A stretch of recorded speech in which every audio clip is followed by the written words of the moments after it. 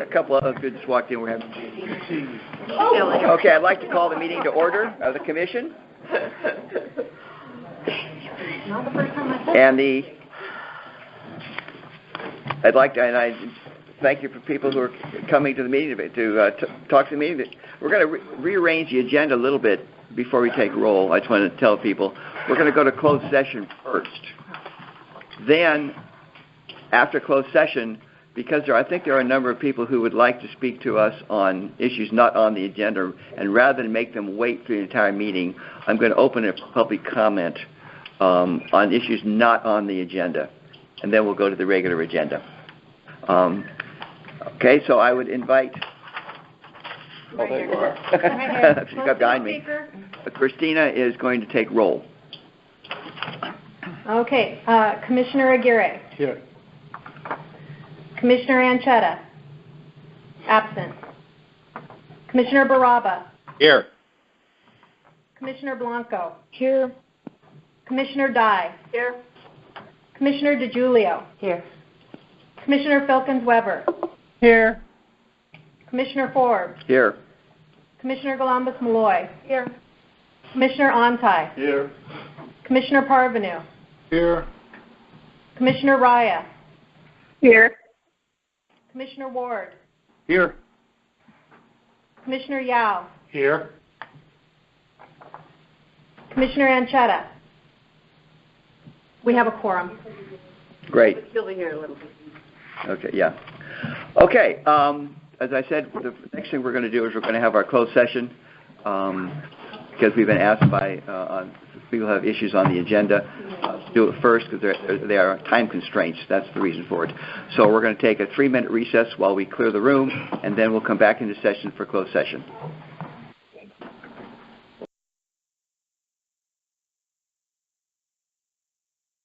Closed session. We're now back in open session. After the open session of this section of it, we will go back into closed session, and this is to provide the opportunity for the public to address the Commission on issues not otherwise on the agenda. For that, I invite. Do we have everyone else? What? Is everybody else on? Is everybody here? Hello? Yeah, I'm here. Vince is here. Okay, Vince is here. Jody. Jody? Okay. Jody, Andre, and Mike are here. Okay, great. Thank you, Mike. We can get Okay, everybody is on the phone and back at their seats.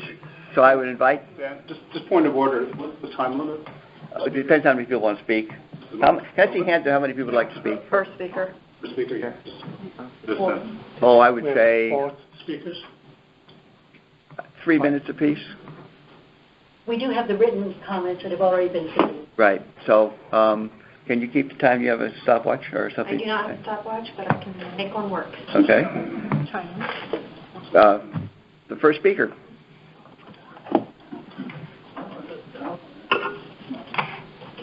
Please, Can this microphone be on hand? Does that go over here? Yeah. Put that on your table? Yeah, put that on your table. I take this home with me. For a small fee. State property.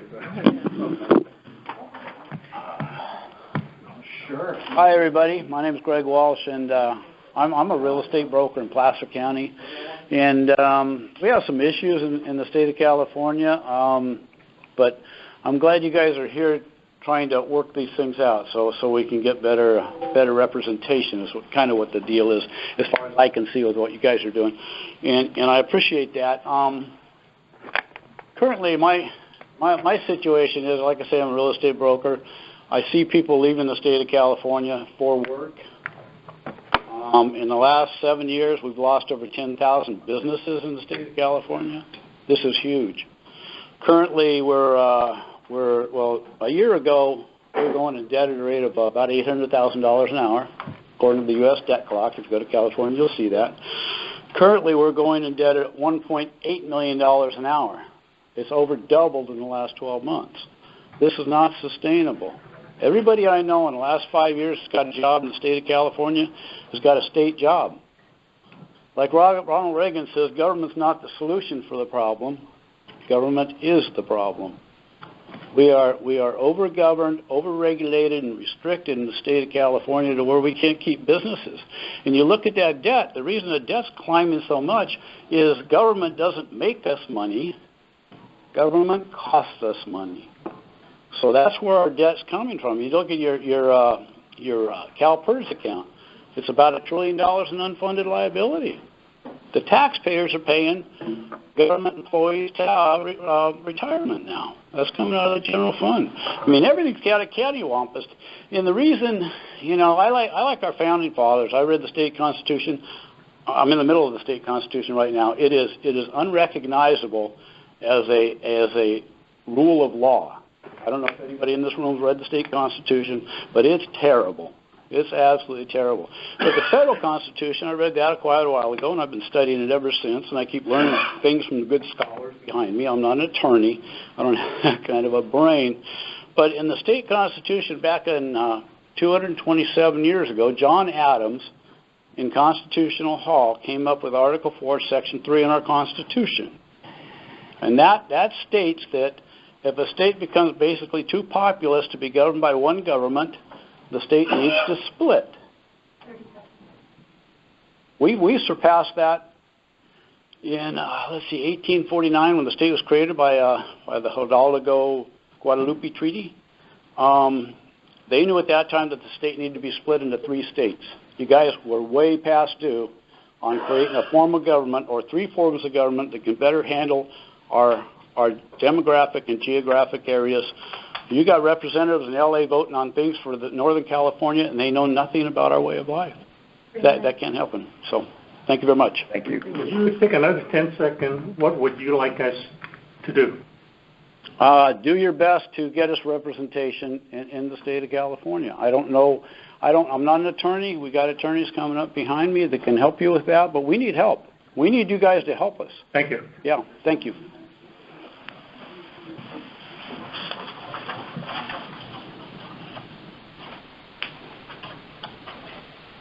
Commissioners, my name is Steve Baird, and I ran for Senate District 1, which you probably read in my material is larger than the state of West Virginia.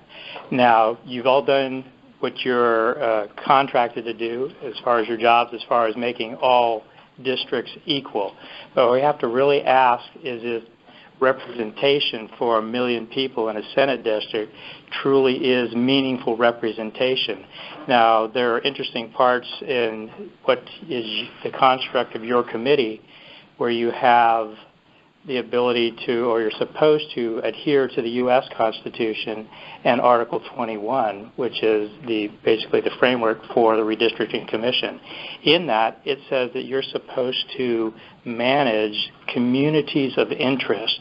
And in running for the 1st Senate District, it's going to kind of give you a feel of what that was like. It was larger than the state of West Virginia. It goes from all the way down in Amador County all the way to the Oregon border, covering 11 or parts of 11 different counties. And in that, the representative for the 1st District would have to look at people in light industrial areas of Roseville, high desert areas of ranching in Modoc County. And then you have Plumas and Sierra counties right next to each other, very similar to each other, but vastly different from the other 2 areas. And it goes all the way down into El Dorado County, the entire county, which is more of a bed and breakfast community / entertainment and recreation up in Tahoe. All these are represented by one individual. So if somebody comes up with something about gaming, it probably has more to do with South Lake Tahoe. Has nothing to do with Siskiyou County. Has nothing to do with Shasta County. You've been given an impossible task, but we ask you this. Where is the restriction on you to break up those communities of interest or those separate areas and add more representation onto the books? Now, you might say, well, we're constricted by, 40 and 80. Are you really? Because you were created by initiative, which is the voice of the people trying to get better representation and drawing the lines. And there was no restriction that says you cannot draw more lines. Tighten up those districts and get all of California better representation. Thank you.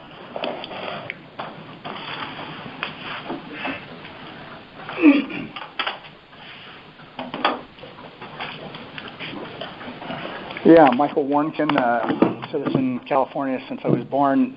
3 minutes, boy, that's a lot to cover in 3 minutes. Study the issue of representation as thoroughly as I can. There is no single issue in a representative republic that's more important than having access to your representative. The size of 40 and 80 was set in 1862. The state began with about 90,000 people, 92,000 people in 1850. There were 16 senators and 36 assemblymen. The assemblymen had about 2,500, which is just a little bit smaller than the assemblymen in New Hampshire have on average at this date. And they added more reps until 1854. They maxed out at 80, and then 1882 they maxed out at 40.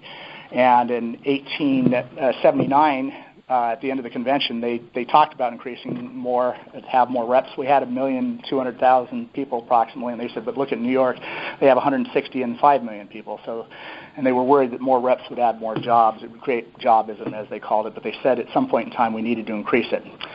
As of January 1st, 2017, 39,455,000. We're probably closer to 480. Well, anyway, we're almost at 1,500,000. And instead of adding more reps, we add assistants. We're at 2,100 assistants. It's a very, very powerful book that talks about the 60,000 assistants they have in Washington, D.C. and what they get away with and what they do. And former Speaker of the House Assembly here in California, Monahan, said, we don't have representative government. It's disappeared. George Washington said 40,000 was inadequate for the interests and liberties of the citizens, and 30,000 was what they ran with. And they said we'd only allow that because the state governments had better representation than that. Our representation, 40 and 80, is a farce and a sham. It is invisible. Anybody who tries to access their representative, it's embarrassing. You don't hear back. The assistants hide. You guys should be apportioning the assistants at this point in time. I mean, it is that embarrassing. We have representative government to claim that we have representative government, county level. Government Code 25,008 says every county shall have 5. So Alpine County, which has about 1,000 people, has 5, and LA County, which has 10 million people, has 5. And I'll be blunt. The bigger the districts get, the more violent government can be against the individual. The more you're forced to pay taxation into a system that you have no common interest in, and the more that the government agents are not watched by the representatives. It is the proper duty of a representative body to look diligently into every affair of government, talk much about what it sees, submit the eyes, the ears, the wisdom, the will of its constituents. If Congress does not have the means of acquainting itself with the administrative branch of government, the citizens remain helpless to how they're being served. And if Congress does not sift from every form of discussion, the citizens should remain in embarrassing, crippling ignorance of the very affairs they should understand and direct. We are in embarrassing, crippling ignorance of what goes on because representation is so poor. And there's no other thing you can work on. Anyway. So, Dan, I don't know if you submitted written comments. Since you didn't reference some books, you might want to just provide us with. Okay, I will. Robert Monaghan, 1969, he was the Speaker of the California Assembly, and he wrote this in 1990. He's since passed away. I tried to contact him beforehand. His son was a lobbyist, but he talked about the absolute essential aspect of having access to your representative. I mean, he's got one chapter on assistants. He says basically once you have an assistant, basically it's running on the presumption that the representatives can't do their job. And the other one was John Jackley blowing the lid off Congress. I mean, no one really talked about this book. I mean, both these books you buy for $1. And anyway, he just basically talked. He said that Jim and Tammy Faye Baker were amateurs next to what they were able to do. And Abramoff himself didn't even bother bribing congressmen anymore. You can bribe the assistants, and they do everything that they do. So there you go.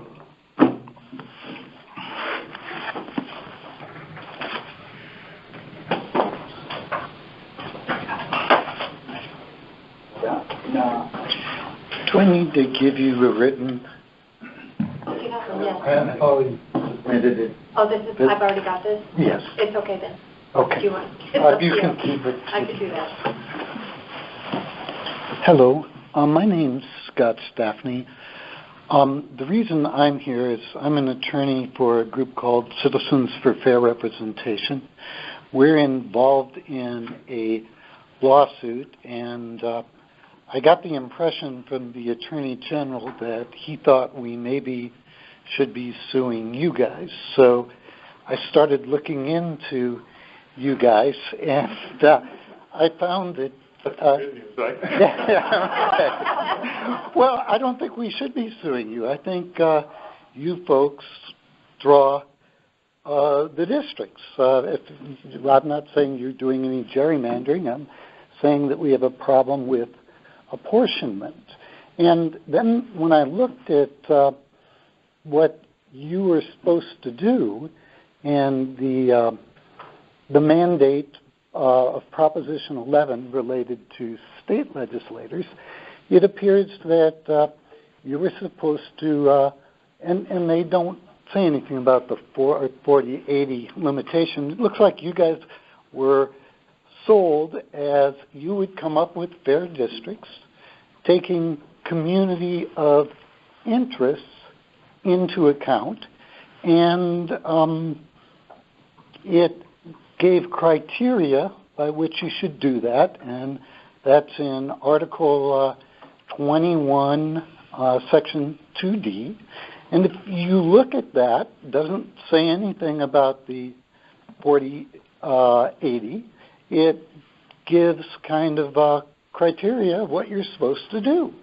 And so I read something called the Summary of Report, recommendations that came out in 2016, and it said that you folks were surprised to find that many citizens were confused about your constitutional obligations. Well, when I look at Article 21, I would be confused too, because it sounds like the task you were given is to create fair districts that represent communities of interest, but if you impose a superstructure on that of only allowing 40 senators and 80 assembly members, I think you've been given an impossible task. And so what I say to you guys, because you're citizens, you're just like all of us, and that's why you're here, that maybe you want to become involved in this lawsuit. Maybe you want to ask some questions, because you are the ones who have been given the task, and I assume that you all want to do it. Thank you. Thank you. Is there anyone else? Please. Anyone else who'd like to address the commission on a topic not otherwise on the agenda?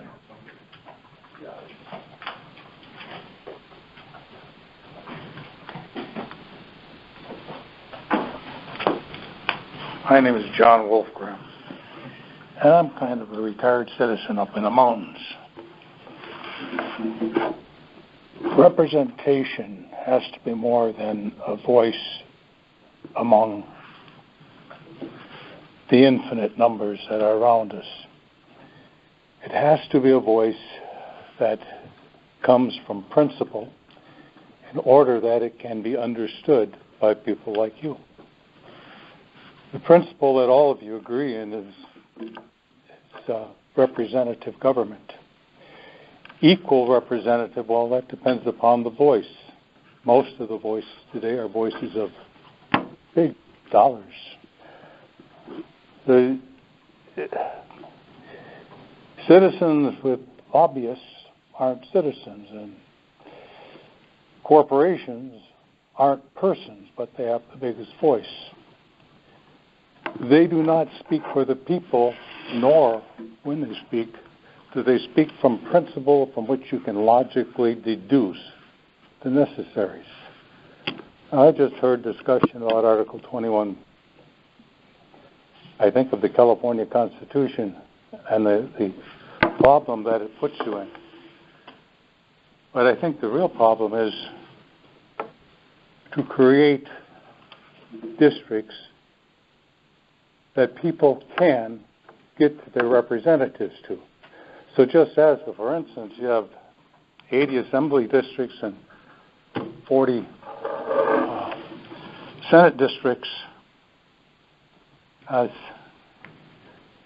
you can say this is not a representative government that the people can actually communicate with, and we're going to start the process of getting it to the size of communication, but we're going to split every one of them in half. What do you mean we don't have authority? Our duty is to enhance representative government, and we're cutting them in half. Now the duty of the legislature is to find a way to fill them with different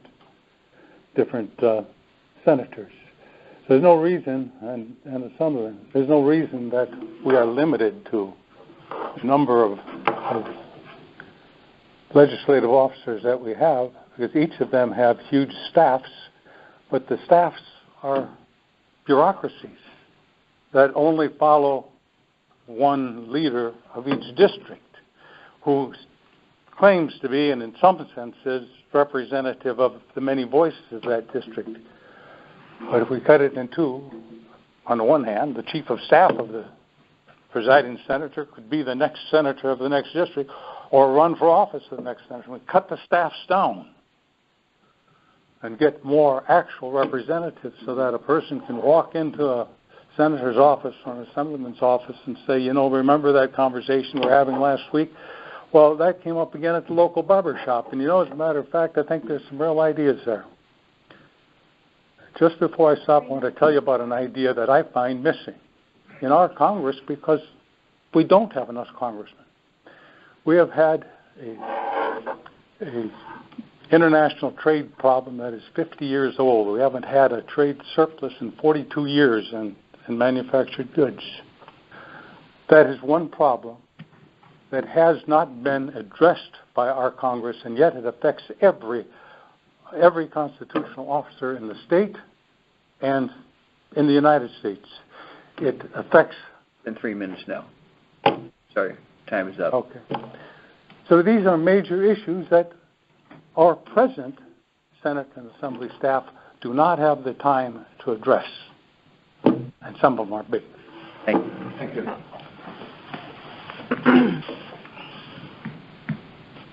Anyone else who'd like to address the Commission on a matter not otherwise on the agenda? I'd just like to thank the Commission for everything, and it seems like you guys are doing a great job. Thank you. Thank you. Okay, we're going to take a 2-minute recess, and we'll go back into closed session. Do you have any idea how long you're going to be in closed session? The last one was, going to be the longest. I mean, I just was... Not going to be as long as last time, are No, I would hope we're done by 12:30, but I wouldn't bet my life on it. Does that help? It's nice to meet you. Thank you all for coming. Okay, we're going to be back in open session now. The next item on the agenda we're going to talk about is the approval of the meeting minutes. We have 3 sets of minutes. The first set, however, the July 27, 2016 minutes are not ready to go because the language of 3 motions is, we don't have it. So we're not going to do that one right now. Can't we just... I mean, I feel like we're in Groundhog Day. Well, you're not the only one. but that's when it's not available, so we can approve them without, because you don't know where the motions themselves. Can we delegate it to you, Stan? I don't know. We can't do that in the meeting now because I think it's probably fairly straightforward. Christina? Marion? Yeah, why don't we just get this off our plate? We've literally been looking at this I know. for 2 years. Okay. Then I would ask a motion to approve the minutes of July 27th. First, ask if there are any amendments. Any amendments, right? A request for a correction, please. Please. Once again, I would appreciate it if my name was spelled correctly. So picky. So which one are we? So these are the meetings of 2016, July 27th, 2016. Wait, hold on a minute. We're still finding it. No, I'm looking at them. Okay. Meeting minutes for July 27th, 2016. Right. So we're...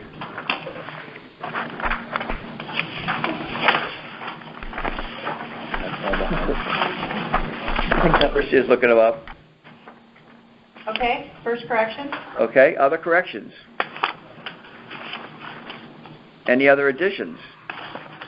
I entertain a motion that we approve the minutes of the 27th of July, 2016. We need the language for the motion. Yeah, we have to put research, that's the whole point. What language are we missing, Christina? That's right. Okay, so there was a motion to review and approve an accounting administrator RA hire. That was Joseph Alameda. Okay. Motion was approved. Vince. Okay, Vince, we're going over the minutes of July the 27th, 2016. We've corrected the spelling of Jody's name, and now we're getting language of 3 of the motions that were made at that meeting.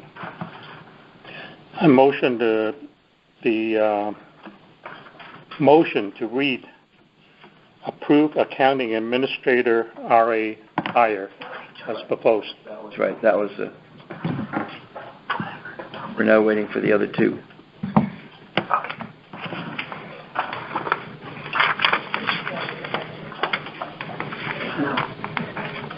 Okay, so the motion will now read that it was a move to approve accounting administrator RA hire.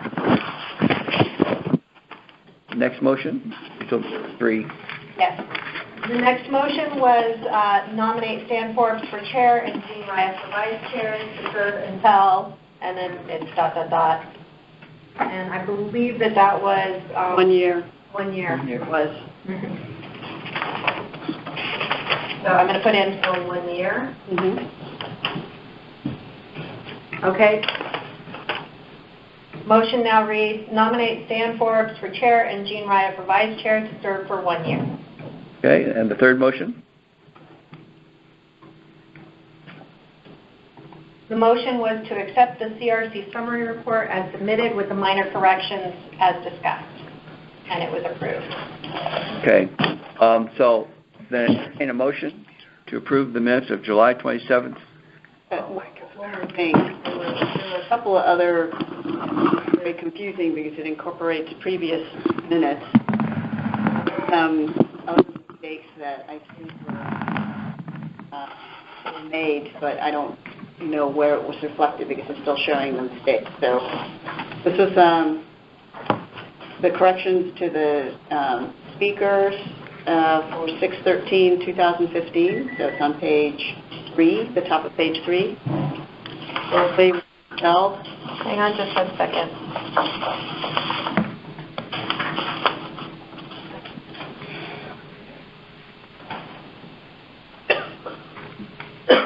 That's right.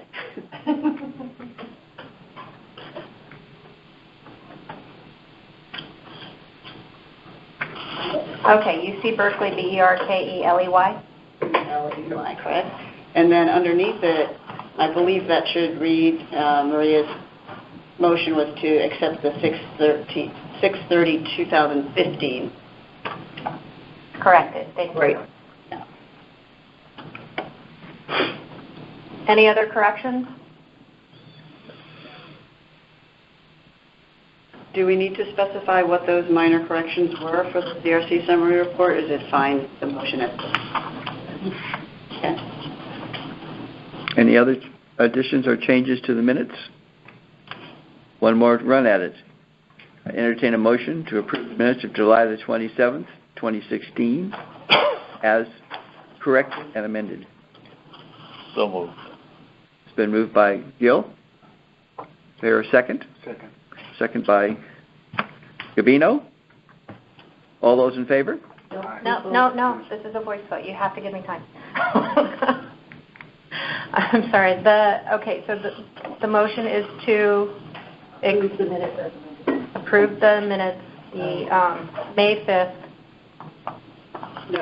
No. July 20. Sorry. July 27, 2016 minutes as amended.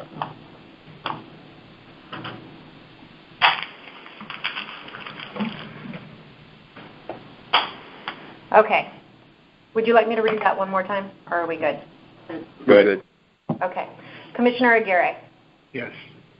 Commissioner Anchetta. Yes. Commissioner Baraba. Yes. Commissioner Blanco. Yes. Commissioner Dye. Yes. Commissioner DeGiulio. Yes. Commissioner Filkins-Weber. Abstain. Commissioner Forbes. Yes. Commissioner Galambos-Malloy. Yes. Commissioner Ontai. Yes. Commissioner Parvenu. Yes. He said yes? Commissioner Raya. I'm abstaining. I was not there. Commissioner Ward. Abstain? Commissioner Yao. Yes. Motion passes. Okay, the next meeting, next minutes rather, are those meeting of May the 5th, 2017.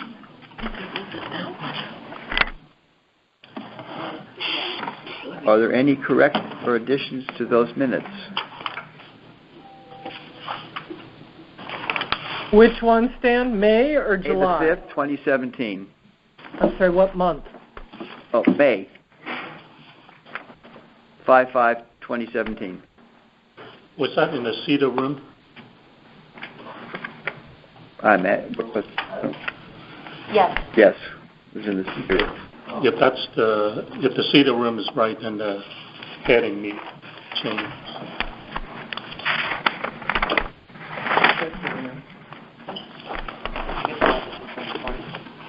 Oh, no. Sorry. Yes. I need to point out that if anybody is looking at meeting minutes that went out yesterday, those were corrected, and corrected minutes went on our website and were sent out this morning.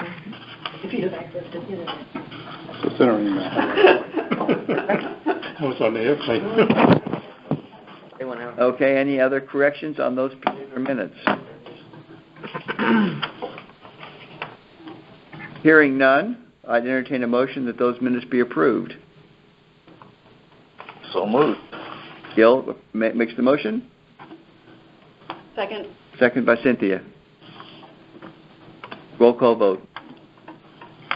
The motion is to approve the May 5th, 2017 meeting minutes. Commissioner Aguirre? Yes. Commissioner Anchetta? Yes. Commissioner Baraba? Yes.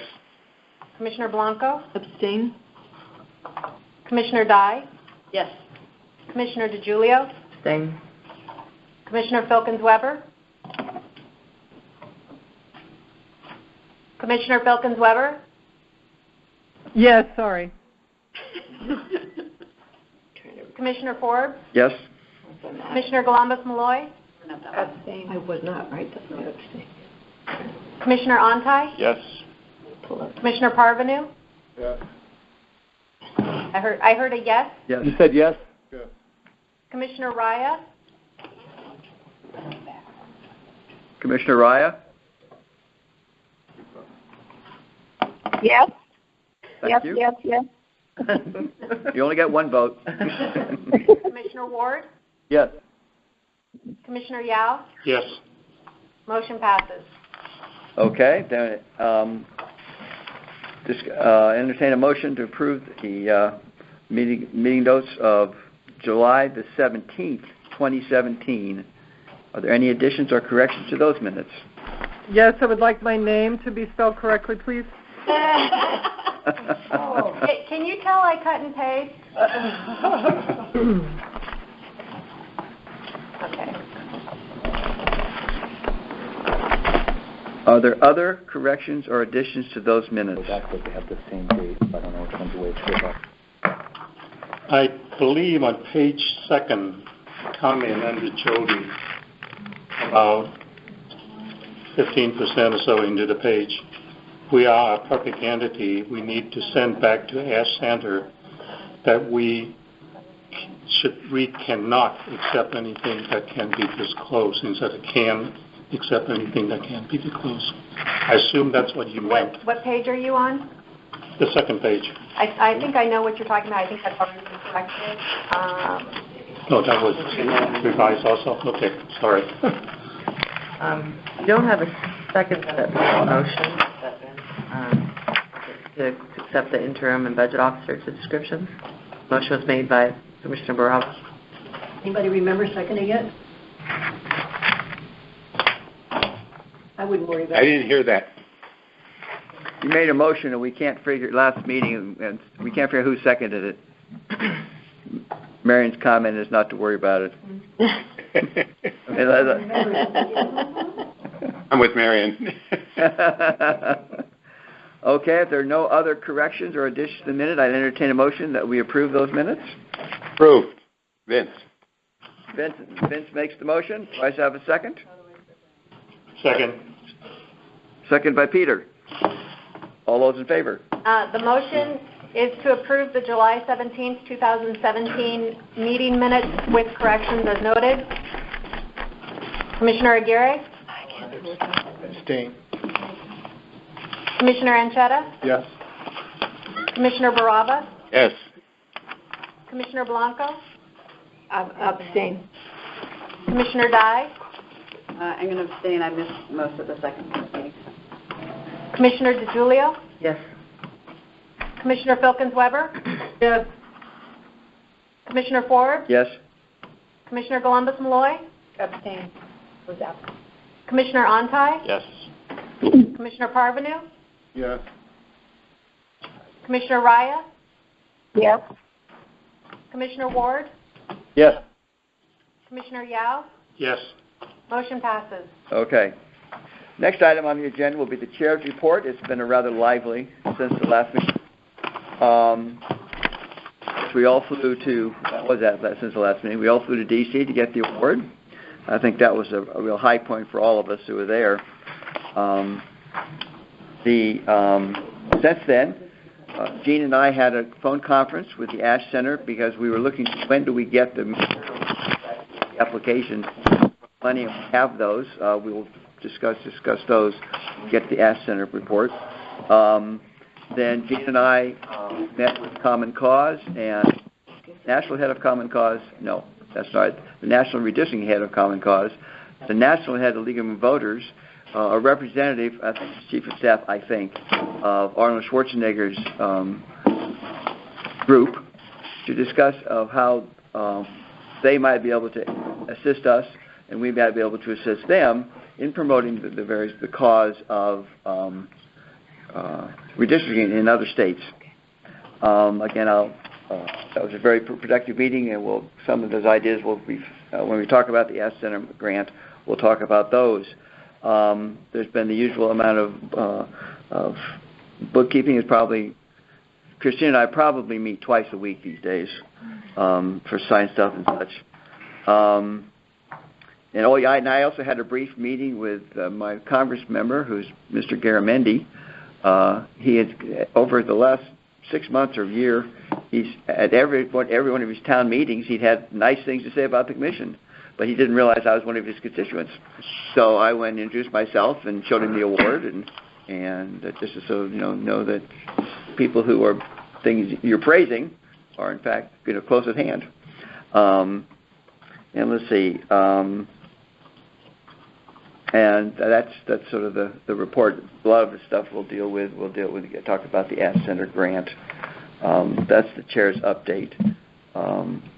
Christina, staff report. Oh, dear.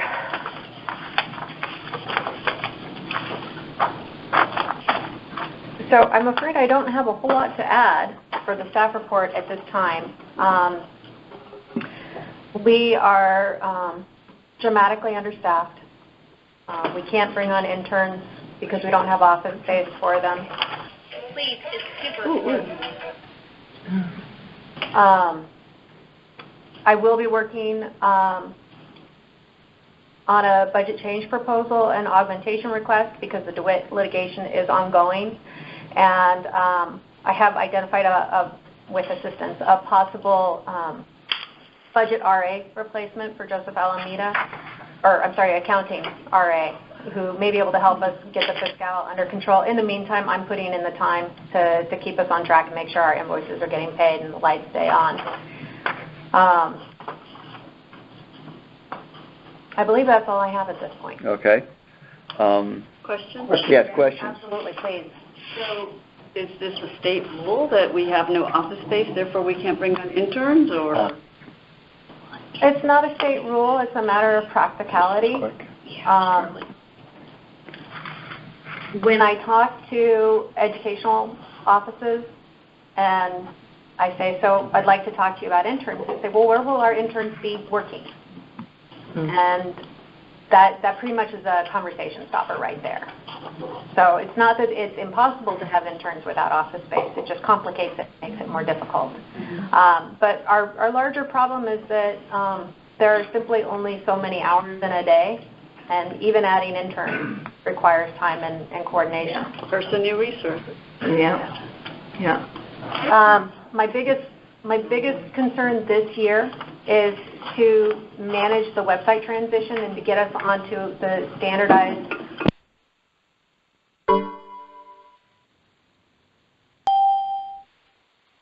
Yay, it sounds like something. Are we back on? Yes. Oh, that happened. Yeah, we've been together, but you guys dumped us, so we're here though. We would never dump you. Never. Yeah. What did At you? least it wasn't lonely. Vince and That's Jean right. were with us.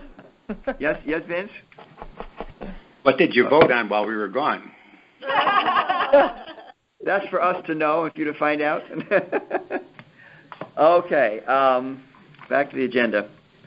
We were having a discussion about the fact that we really can't get everything done given the amount of money we have, and that's not uncommon. There's no obligation for the state to fund us more. We're asking for more money next year, increase staff, but that's about all we can do at this point. On the commission, there is an obligation in the Constitution to fund the commission activities for the next commission at the same level that you all. Just kind of sad. Not enough.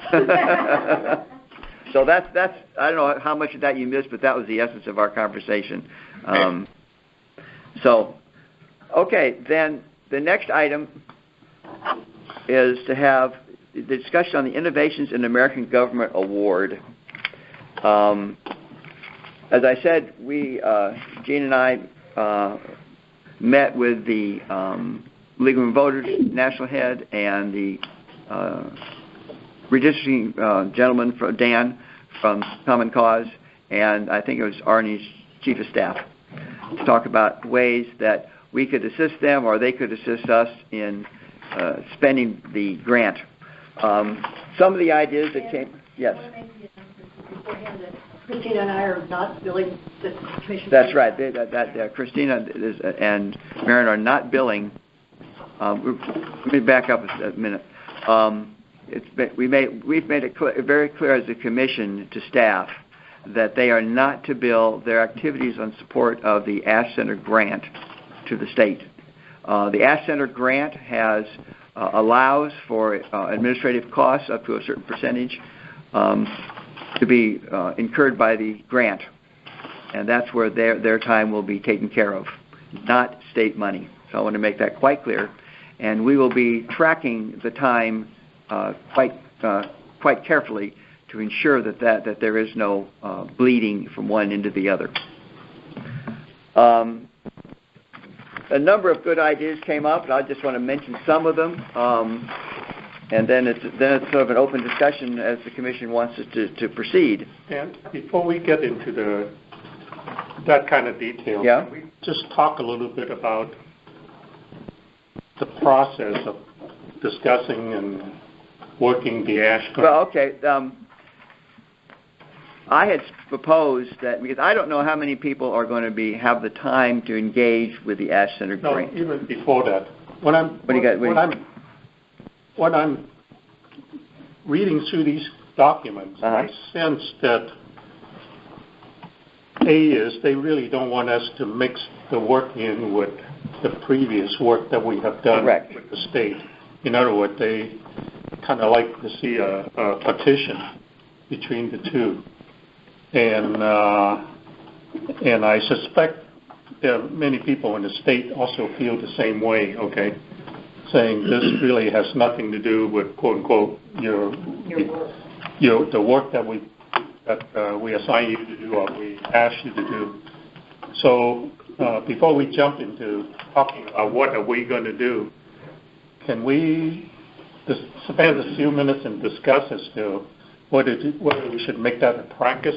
Like, for example, when we talk about the ash in the future, after today, and the redistricting meeting and then start an ash project meeting so that it's really separate. Well, that's what I actually was going to talk about. Okay, but that would go along more than just the commission Right, itself, right. with staff and with stationery and with everything else. That I just wanted to talk about that in principle. Okay, and here's what's, I mean, here's for exactly that reason.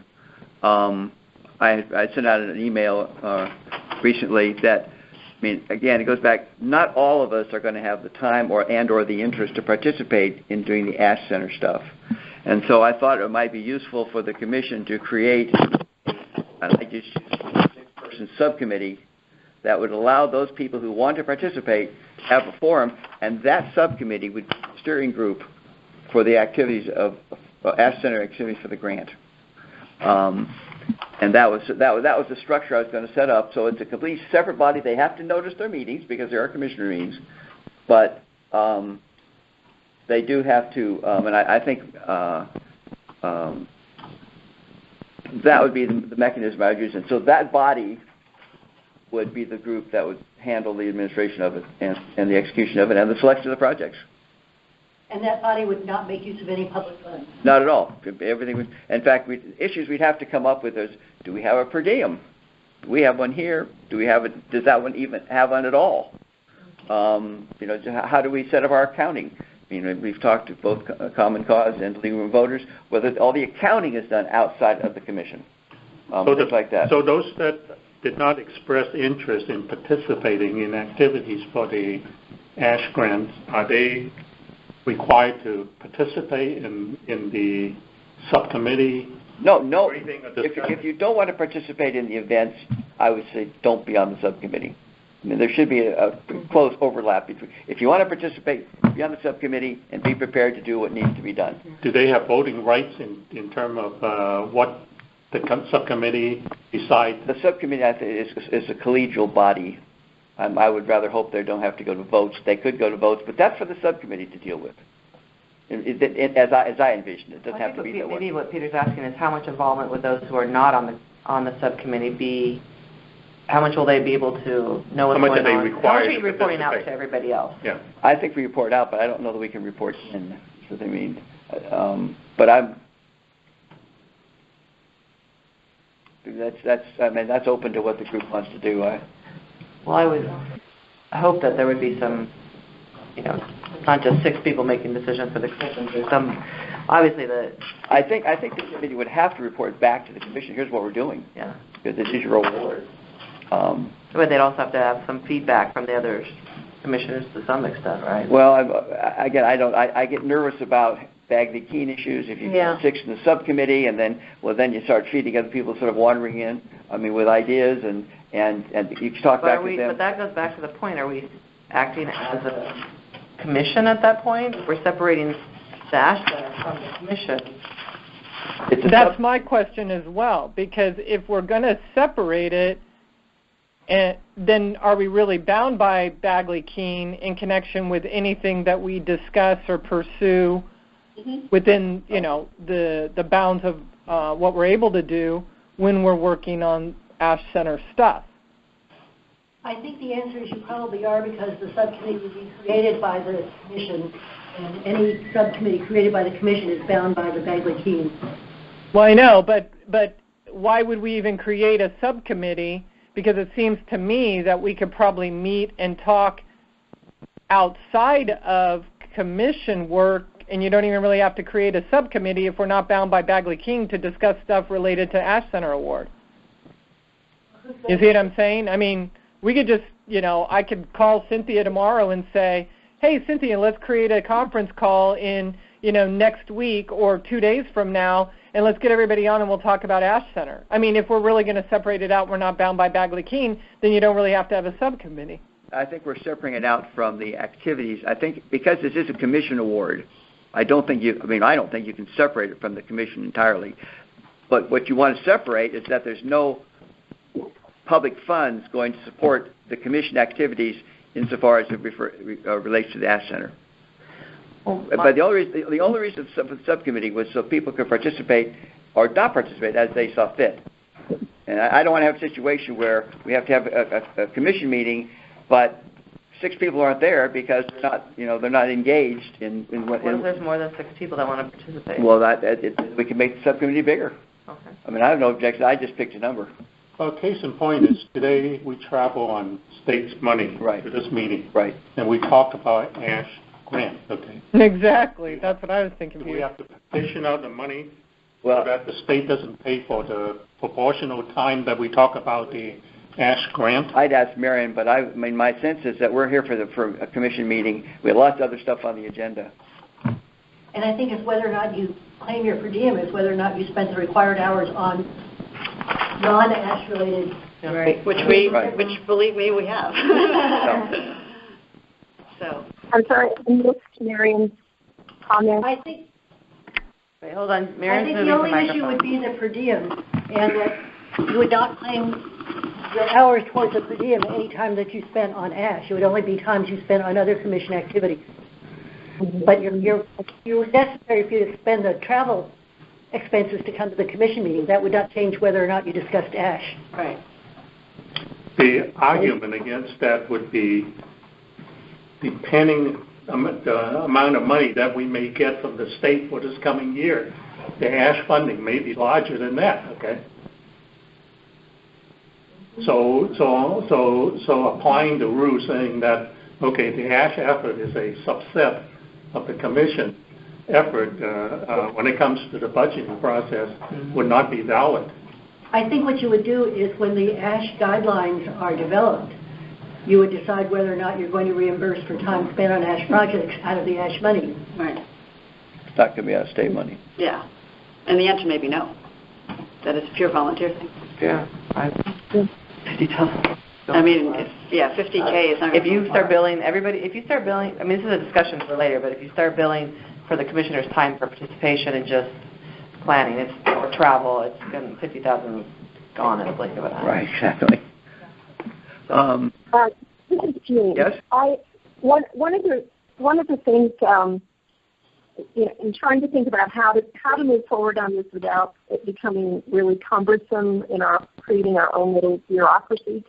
The idea of 6 people or however many, but for 6 people to kind of set some guidelines as to 2 from each group, setting some guidelines as to exactly what we're going to do. We got a lot of input. I didn't actually hear from that many commissioners, to be honest. A few of you did respond with your ideas. And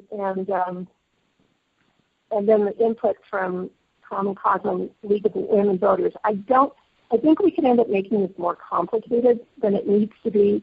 And as I think Michelle just pointed out, the money could go really quickly. So I hope that we can look at this, trying to make the process as simple as possible and have trust. We have to trust, in each other about developing the guidelines. A lot of this still is, subject to how the money is going to be handled, but, the actual dollars and any more information we receive from the ASH Center. The ASH Center, I'm sure, could have taken $100,000 and done their own show about redistricting, but they gave it to us, and, I really hope that we will try to get the most out of those dollars for the expenses of going out and taking our show on the road and not too much other stuff. What if we just go back to, does it have to be, just to throw out other ideas, does it have to be 6-person? Why don't we just make it simple, as Jean's saying, and just put 2 people there? That way there's not running amok of any potential vaguely keen issues. And then we could have separate meetings, teleconference with everyone. But there's a lot that has to be done. There's not a lot of money. And I think we just have to have a couple of people be point and just run with it. I agree with that. I just wanted to be sure that the commission had an opportunity to feel engaged. Well, I think the commission will be engaged via those, let's say, those 2 people, right? The 2 people can take the lead. Based on the input from everyone, right. draft up some guidelines, what we're going to do, and then from there you provide opportunities for people. Would you like to do this? Would you like to do this? Okay, I mean, the answer is yes or no, and then you move forward. Yeah. Right? that works for me, but I just wanted to wanted to provide And personally, I recommend Stan. I think Stan's been involved with this. I think Stan would be a great person. He's got the contacts. He's met with people. Let me read something to you all because it's really more consistent with having two people. But these are their grant application forms, as they talked about in paragraph 2. In this section, the program should list the names of the individual responsible for the overall project management of the grant and the individual who will administer the grant activity on a day-to-day basis. The latter should be someone to whom the innovations program can address questions and expect a prompt response, and who will be able to field questions about the program to the press and general public. So they're looking for that sort of a type. It could be two people, but I don't think it has to be one. That's why I'm saying if we don't have the 6 and people. I'm happy to do that. I mean, but I just didn't want to. If the commission wanted to have a greater role in that process, I wanted to be sure that you have that. But I mean, if you all are willing to participate in regular meetings, not state-supported meetings, but ASH Center meetings, then I'm happy to do that. I mean, you could still hold meetings, though, right? I mean, you could hold ASH. Yeah, I mean, We'll have ASH Center meetings, exactly, but they'll be totally separate, paid for separately. But if you guys are up to that, then. And Stan, I will say, and I know I don't want to jump ahead too much, but the discussion of rotating the vice chair into the chair, so I thought that would be a nice way to keep the consistency of. I don't want to assume that the commission will make the decision, but the rotating from the chair out and the vice chair up, then that would give the consistency, the knowledge you have with this grant to be able to continue with the ASH Center. We could time it in a way where the meetings were distinct, but they could happen right next to each other. Absolutely, yes, right. One ends at 1 and then the other starts Precisely, at 1:15 or something. Okay. For ease of. Although I would hope we'd actually have them more frequently than we have the normal commission meetings. Yeah, you're going to need because we're going to need to have more. Some conference meetings are not expensive. No, they're not. They're not. Yeah. Sometimes the reception's a little tricky, but. But we could do it. We could do Zoom.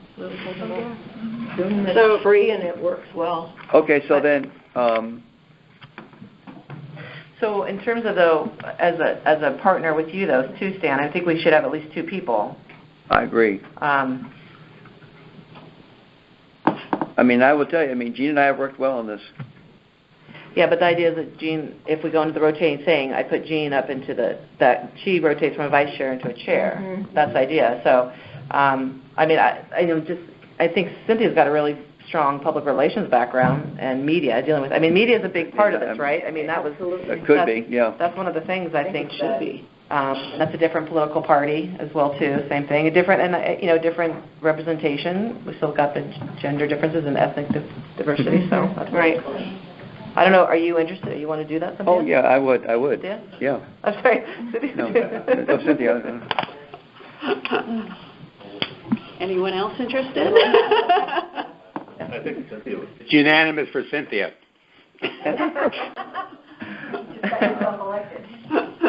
Okay, so we will. Cynthia and I will. Project management thing. Now, and we still solicit, encourage ideas. Here's some of the things that came up out of the conversation with the League and the Common Cause. There was the fact that there's a web page. There's no centralized web page in the country that says these are the states that are gerrymandered.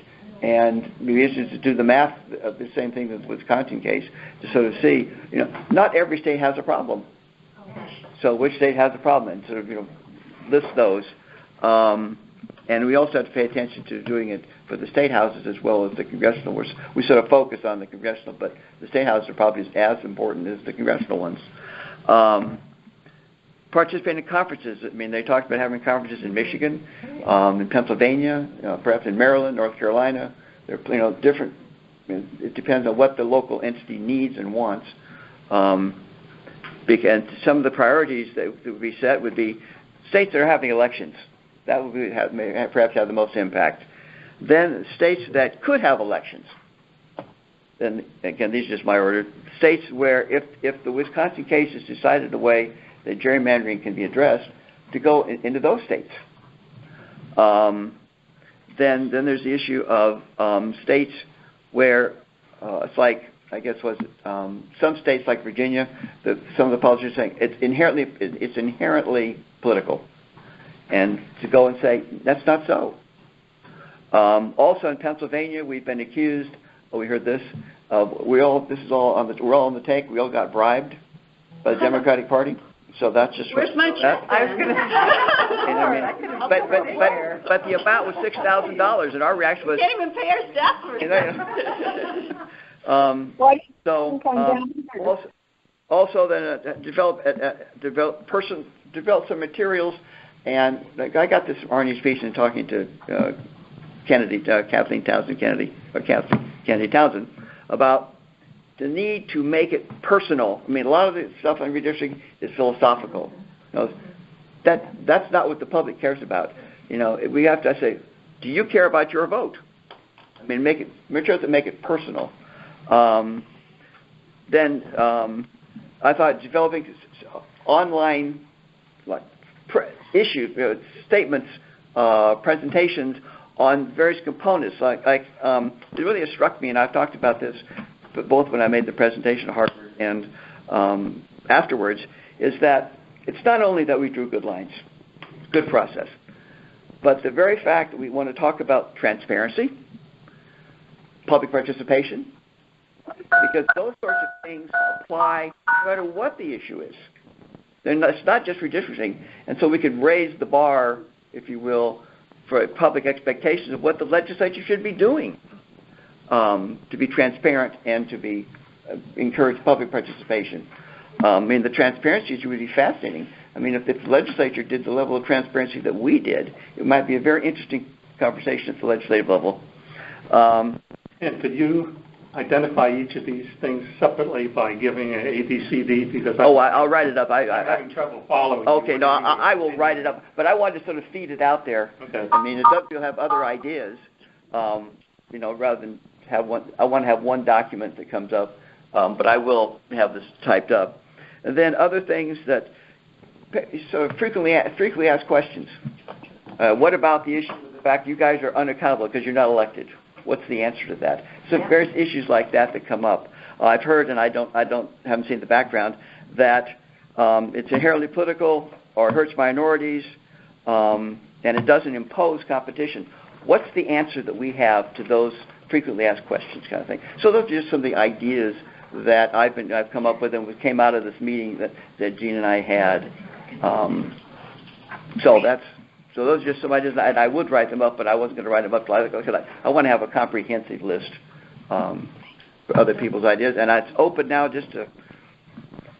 Yes, Michelle. So when I've given some feedback to Jean, and again, as I mentioned earlier, $50,000 a year will go very fast. So when I thought of what do I see as the best use of funds for that center, I kind of tried to focus it on what are we trying to accomplish. And then within that, what is the most effective way to do that with limited resources? In my own mind, I thought there's one thing we can it seems like the Ash Center also wants some type of lasting change as well, too, or the opportunity for people to learn and grow on what we've done. So, I see us as maybe possibly getting engaged in something, the establishment of other nonpartisan independent commissions in other states. In one state, it may be through voter initiative. In one state, it may be somewhere else. There's different variations of that, but it seems like that's one of the things we're trying to relay our experiences as a commission.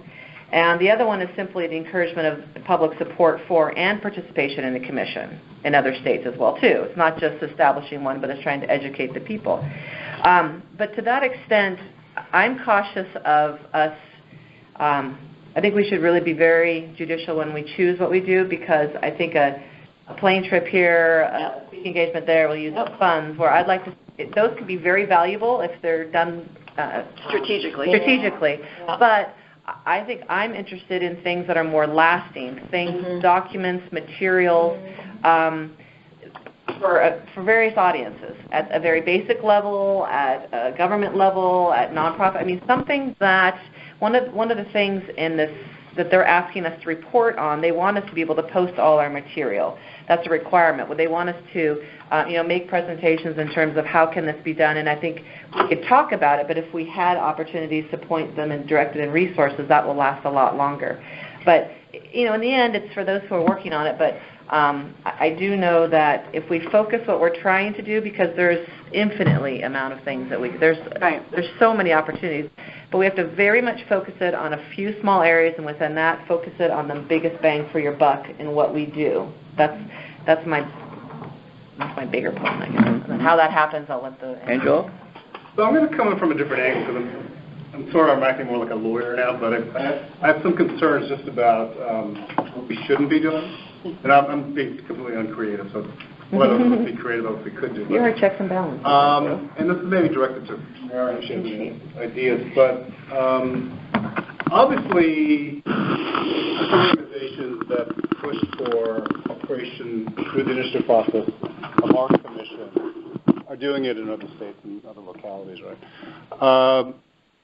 And I don't know if there's any kind of problem if we were to partner or to piggyback on activities or campaigns that are actually legislative or specifically, actually electoral campaigns.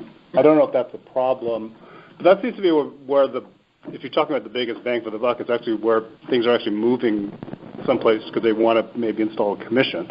And it's nice to hear about what they did in California. So there's a logical linkage, but I don't want us to get too embroiled in things because there's going to be an opposition campaign as well. So I don't know if that loss adds to how we want to think about what we do. If we created resources that those who are in that position, we can point to it. And that's fine. Not necessarily get engaged in the actual campaign development. Right. But if somebody says, we're having a campaign rally, can you send a speaker? Yeah.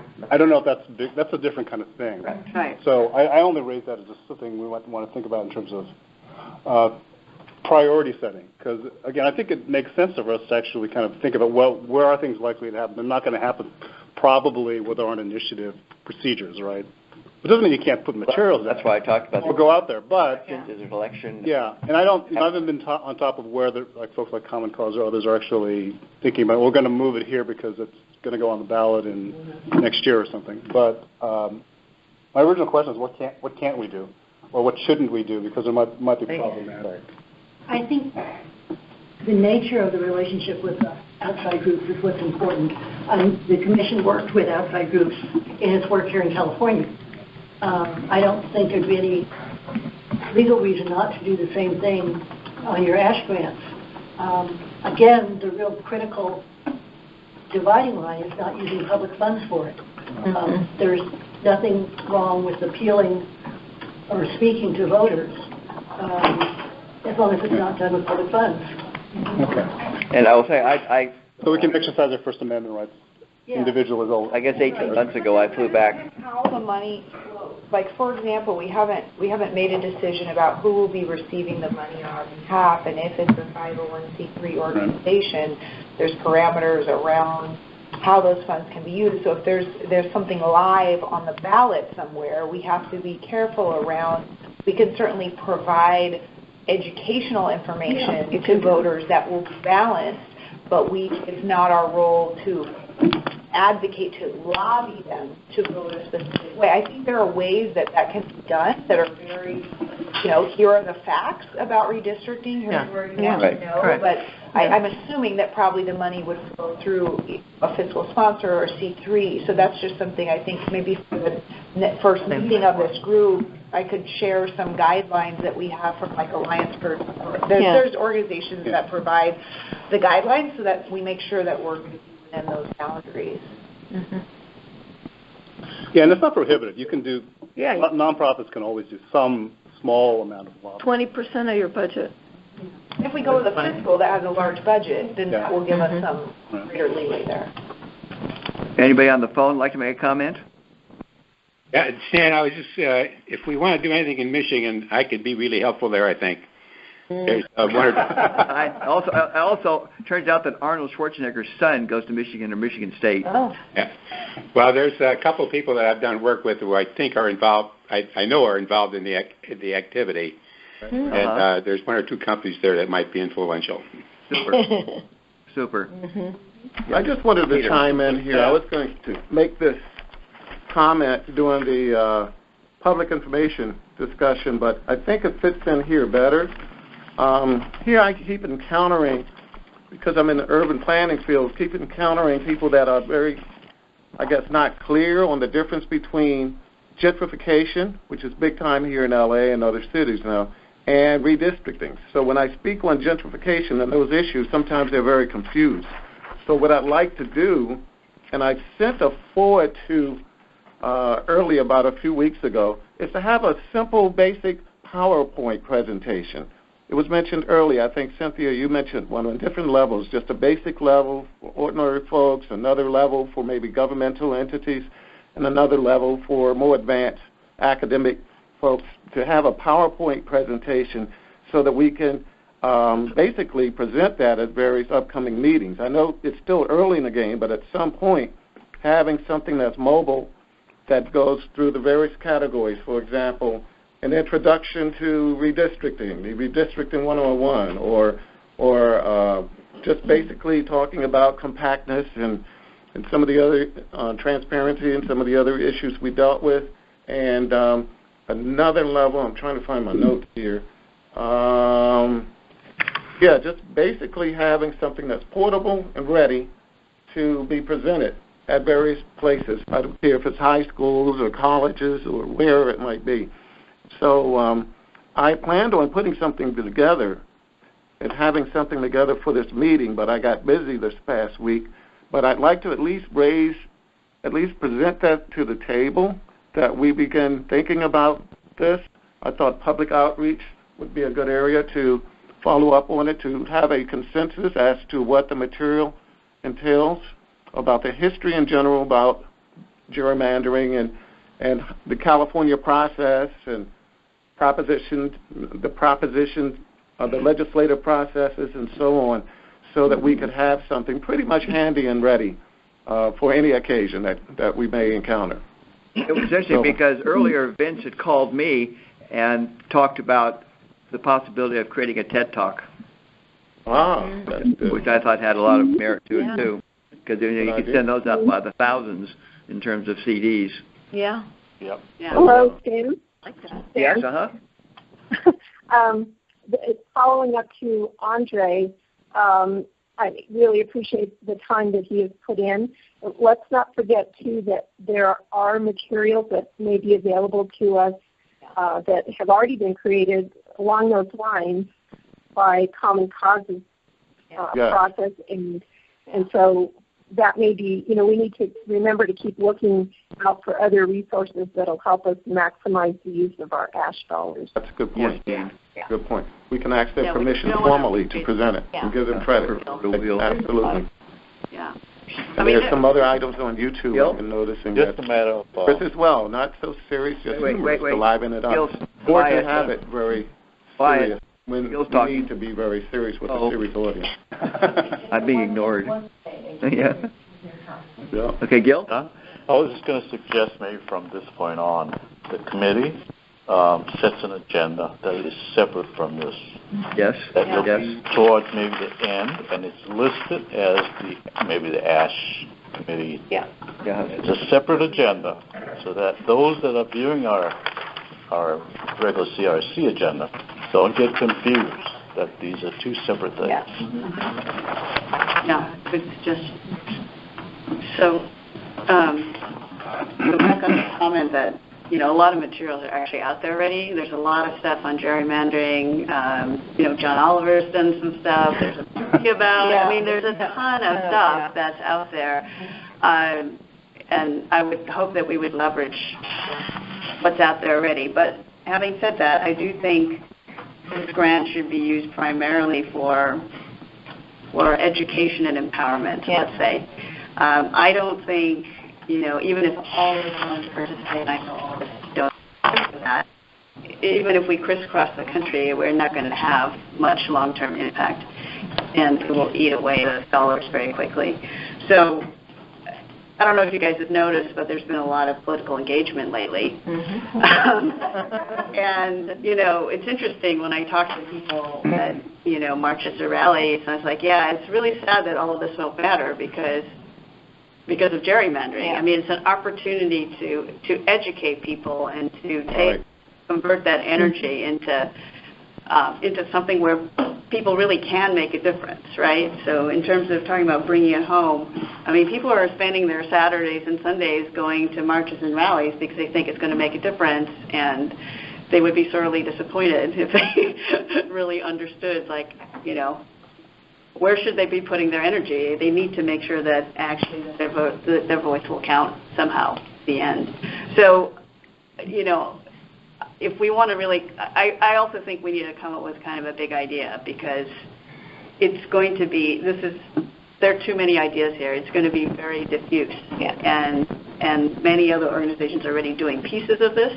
So I think it's fine to participate strategically in maybe one or two conferences and what have you, but, you know, what is it that the commission can do that's unique from all the other material that's already out there? Maria. I mean, it strikes me that our unique contribution, because there's tons of stuff out there, is that it worked, right? And why did it work? It's what was in that brief. You know, that's really what we add to this conversation. Oh yeah, no, it's not just a good idea.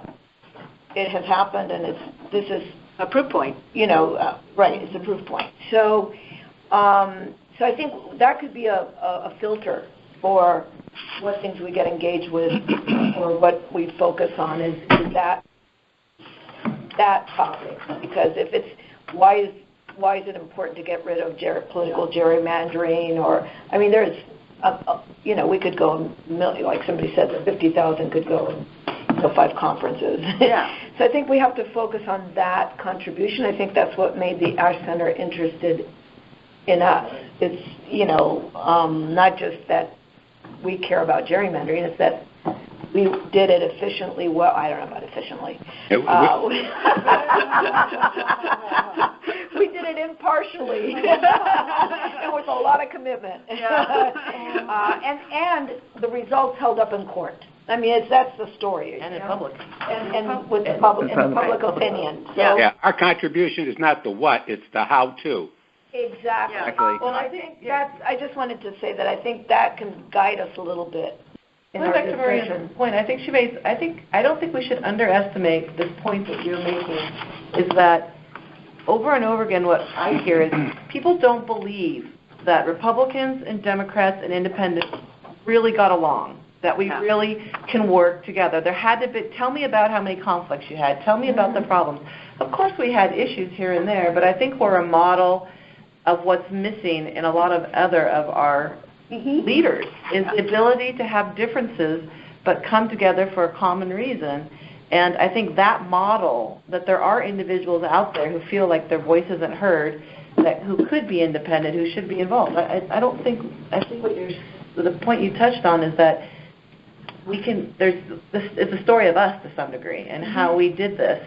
Not as individuals, but us as a collective group. I think that's something that. But it's also had to do a lot about the structure. Like of course. When they, you know, when you have to have supermajority and you have to have this, and, you know, it kind of forces It forces consensus.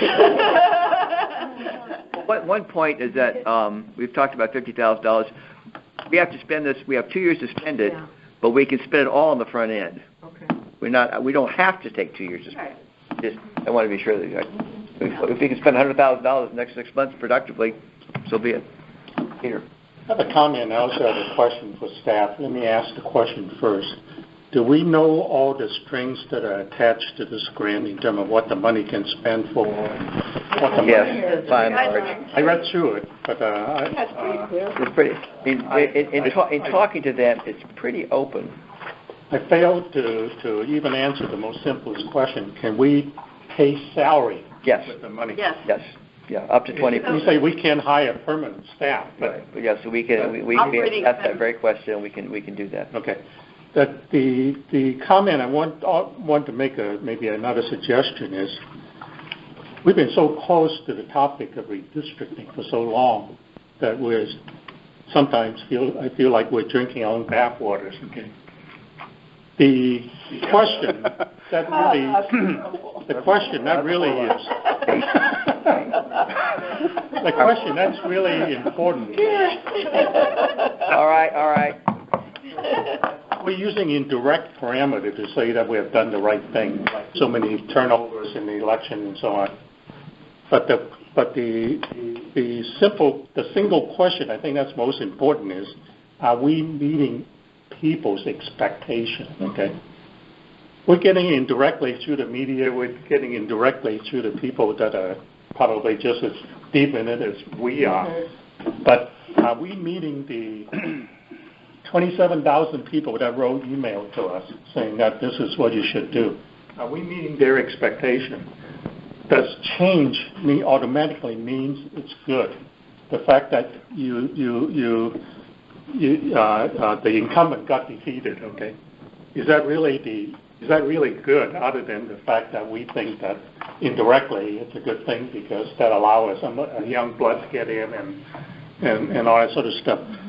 Maybe one thing we really need to do is to go back to the intent of the proposition and initiative and come up with a set of questions and ask people directly, saying, have we done the right thing, and is this what you expected of us? Are there changes that you want to make? Because in coming up with the initial proposition, there were a lot of assumptions made. Are those assumptions valid? Okay. Some of them we found not to be able to work, like combining 2 Senate districts to make it into a 2 assembly districts to make it. It totally missed the point of try to come up with a new district that have a common community of interest. Okay, so we sort of pay lip service to it, but we recognized very early on that it wasn't that important, and on and on. So the question really is, have we satisfied the people of the state of California that we have done a good job? Okay. Peter's had a question for the commission, or is that a yes? I think it's important to the Ask Center. I think it's important for us to ask that question because we spent 10 years of our life doing what we thought is the right thing to do. I would ask and we haven't really answered that question. Is are we successful, other than using the metrics that indirectly says that we are? I would add to that, though, that another part of what we did that we should highlight and that I think people are interested in is transparency.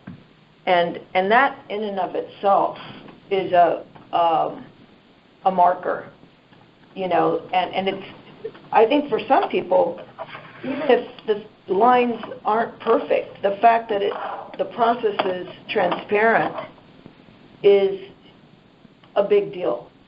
So in terms of measuring success, I think that needs to be included, the transparency of the process. Because that's a lot of what people hate about, legislative redistricting is not just the outcome, but how it's, it's backdoor. Exactly.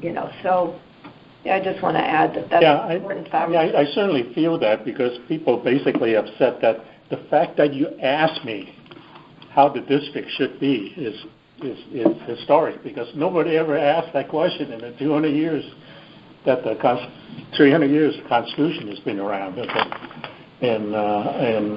But those are the things that we perhaps have done right. But have we met all the assumptions of the Prop 8 or whatever the numbers are that we really wanted to do? So we have done better. Does it need to be changed? Because unless we make a point of changing it, it'll continue to be done the same way that we did it this last time around by definition, because that's written in the law to do it in that manner. Those are the things that only things that we should consider. Because if you recall, we tried to be fair, okay, by saying if we split the assembly districts for a certain county, we shouldn't split that same county in the Senate district, and that was voted down because that wasn't written as one of the things that we're allowed to do, and somebody can challenge us, and they'll probably win because of the fact that we interject a requirement that wasn't in the proposition to begin with. So those are some of the things that we think we're successful. We pat our own back that we're successful. The media agree with us, and we got a $100,000 award. But deep down inside is the experiment a success? And I'm not sure we have answered that question. Okay, at this point, I'm going to invite public comment, and then I'd like to move on to sort of some specific direction as to what we should be doing. I'd like the public to comment on the Ash Center proposals. Can I make an observation? Hold on a second, Mr. Wright.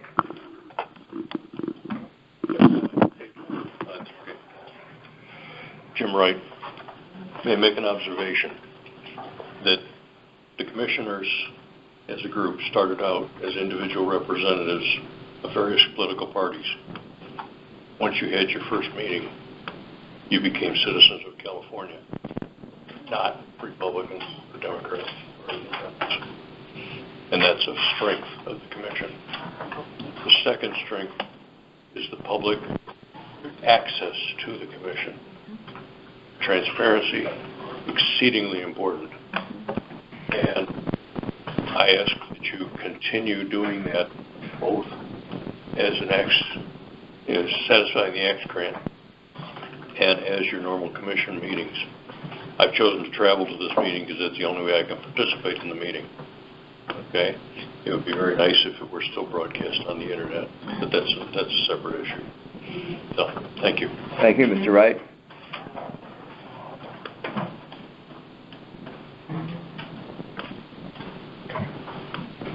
Why don't you just move the mic to the table? Yep. So I'm Helen Hutchison with the League of Women Voters of California, and I wanted to say, first of all, that we're really excited about the award, and we want to support whatever you guys are doing. There's a lot of material that we have about redistricting, both that was developed during the original campaign, but since then, too, about how this commission has worked. And so we'd really love to share it. We are in touch with all the leagues around that are in the states that are working on redistricting, and we'd love to share that with you, too. So anything we can do to coordinate and be part of that, we'd love. And I'm going to say that Common Cause will, too. They're as interested in this too. So anyhow, congratulations on and we're really excited about it. So great, thank you. Other public comment? And for those who didn't know, Helen traveled to Washington D.C. as well too. Right. Oh, yes. Are there any speakers at any of the remote locations? No, I don't have anybody here. Big surprise. And who might that be? There are more Americans here in San Miguel Allende than you can shake a stick. Okay. How would the commission like to proceed at this point? Having had our conversation, what structure do you want? Set up a committee with you as the lead and working with Cynthia and. Okay. I'd say that to add to that, I think that you two could develop knowing the general conversation that we've all had here, develop some key, maybe some overall strategies, as well as some maybe some directed options for us.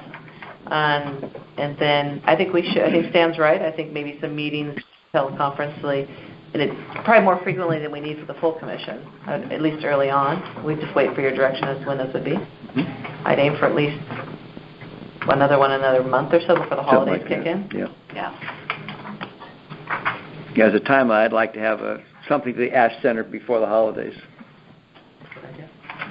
I mean, realistically, because Can we have each of the idea be formatted in their format? Yes. Uh-huh. Okay. Cynthia? I was going to say, so we'll have to notice these kind of Ash Center discussion meetings, and would we also have to have public assembly locations for each one as well? If you're not doing it as a two-person subcommittee, yes. Okay. But you could do a subcommittee of a subcommittee that still have only the people who are interested be on a larger subcommittee. Oh, maybe I should keep it. You don't have to notice the entire commission if you don't want to. You know which... Oh, I don't think we have a second subcommittee. I think it's going to be, Sin and I are going to come up with a plan. Right. And then we're going to have a full meeting that anyone... meeting of the commission sitting as the Ash Center group. Anyone who's That's the interested. entire commission. Right. Yeah, anyone who's interested. I'm assuming it'll be That's two different questions because you have to decide if it's the whole commission or anyone who's interested for quorum purposes. Right, I don't think we would apply quorum rules for this, right? I mean, we're not going to be... You wouldn't have the commission's quorum, but you would have a quorum of the committee in order to act. Do we have, if there is no subcommittee, Right. just the body of the Ash Commission, if you will, and we only show up with 7 people, Yeah. does it matter? Because we're not sitting as a commission. Right. We're getting input from the other commissioners who are interested. Right. That's a real fine line, and it would go against your public participation model. You try to keep it that way, I think. I mean, legally wouldn't be. So we have to... I think that more importantly, it's not the way... We have to have 8 people show up at this meeting. No, I think we should have some input meetings to gather input, and then if decisions have to be made, we should call a regular commission. Do we have to have a quorum for an input meeting? Yes, unless you've created a subcommittee of interested people. Right, when we did all the subcommittees for, we had the media and the legal committee and all of that. That was a limit of 3 people for that, wasn't it? Or 2 even. There were some committee meetings during commission meetings where you broke into subcommittees. Yeah. Right. Yeah. I'm sorry, you need to speak up because the Okay, mumbling, yeah. we can't We're discussing- understand what you're saying. I'm sorry, we're discussing just if we want to have input meetings along the way. No, I Who has understand to- that. I just couldn't hear the Okay. mumbling in the back. Okay, I I'm don't know if it sorry. was Miriam or somebody else It was me. was Just talking Marion. about quorum and whatnot, but then you guys dragged off. I can't hear you. Yeah. I think that legally there would be a very fine line that would be difficult to draw between the commission as a commission, the commission, or a subgroup of the commission as the ASH committee. But I think also, in accordance with your commitment to openness and transparency and public participation, I would urge you to draw the line in favor of complying with Bagley-Keene and making it an open meeting. Yeah, an open meeting an open meeting would be one thing. I think we've kind of all agreed with open meeting, but I think the issue is the quorum. So what would you recommend in terms of... Because it's voluntary for commissioners, so how could we enforce... Because the commission is allowing this lesser group to act on behalf of the commission. Well, that's why I was saying if there's a decision that needs to be made, I would suggest that we I think you're right. present them to the full entire commission. Yeah, declare a commission meeting. You can have an input meeting and a decision meeting. Those are different meetings. The way Bagley-Keene reads, and I can find a provision for you, it talks about even an advisory committee of more than 2 people have to comply with Bagley-Keene. Yeah. So let's assume we have to have 8 commissioners. And that's just the way it is. We'll call it an Ash Center meeting. You don't have to have 8, though. You can have however many you want to if you make that a subcommittee. So we'll have to declare a subcommittee. So let's have a conversation. Okay. Yeah. Okay. So and then the subcommittee has to comply with the rules. So I guess the question for the commission right now, can we declare the subcommittee now? Can we see who is interested in being on the subcommittee? That hopefully will be a subset of the full commission, so we don't need the full quorum. And does it meet? So it doesn't need to be 8. No. It can be any number. It can be any number. How many here have an interest? More than 2. More than 2. Okay. I'm interested. Okay. And what did you say your name was? Okay. Well, I think Christina's going to do a roll call to see who's interested. Good. Okay. This means we will expect you to show up at these meetings, though. Yeah. Yeah. Oh, yeah. Yeah. Please answer yes if you're interested in participating, no if you do not want to participate. Commissioner Aguirre? Maybe you could rephrase it if some people are not able to. I'm sure everybody wants to. Right, right. But it's whether you're committing to participate. Committing to, right. To participate in the meetings and, and input. Right. In the work, which it sounds like, which may be some, as Cynthia said, which may be some volunteer aspects too. I'm going to rephrase. Yes, thank you. Marion, do you want to put something? Can you hear me okay at the satellite location? Barely. All right. It's going to move. Hold on.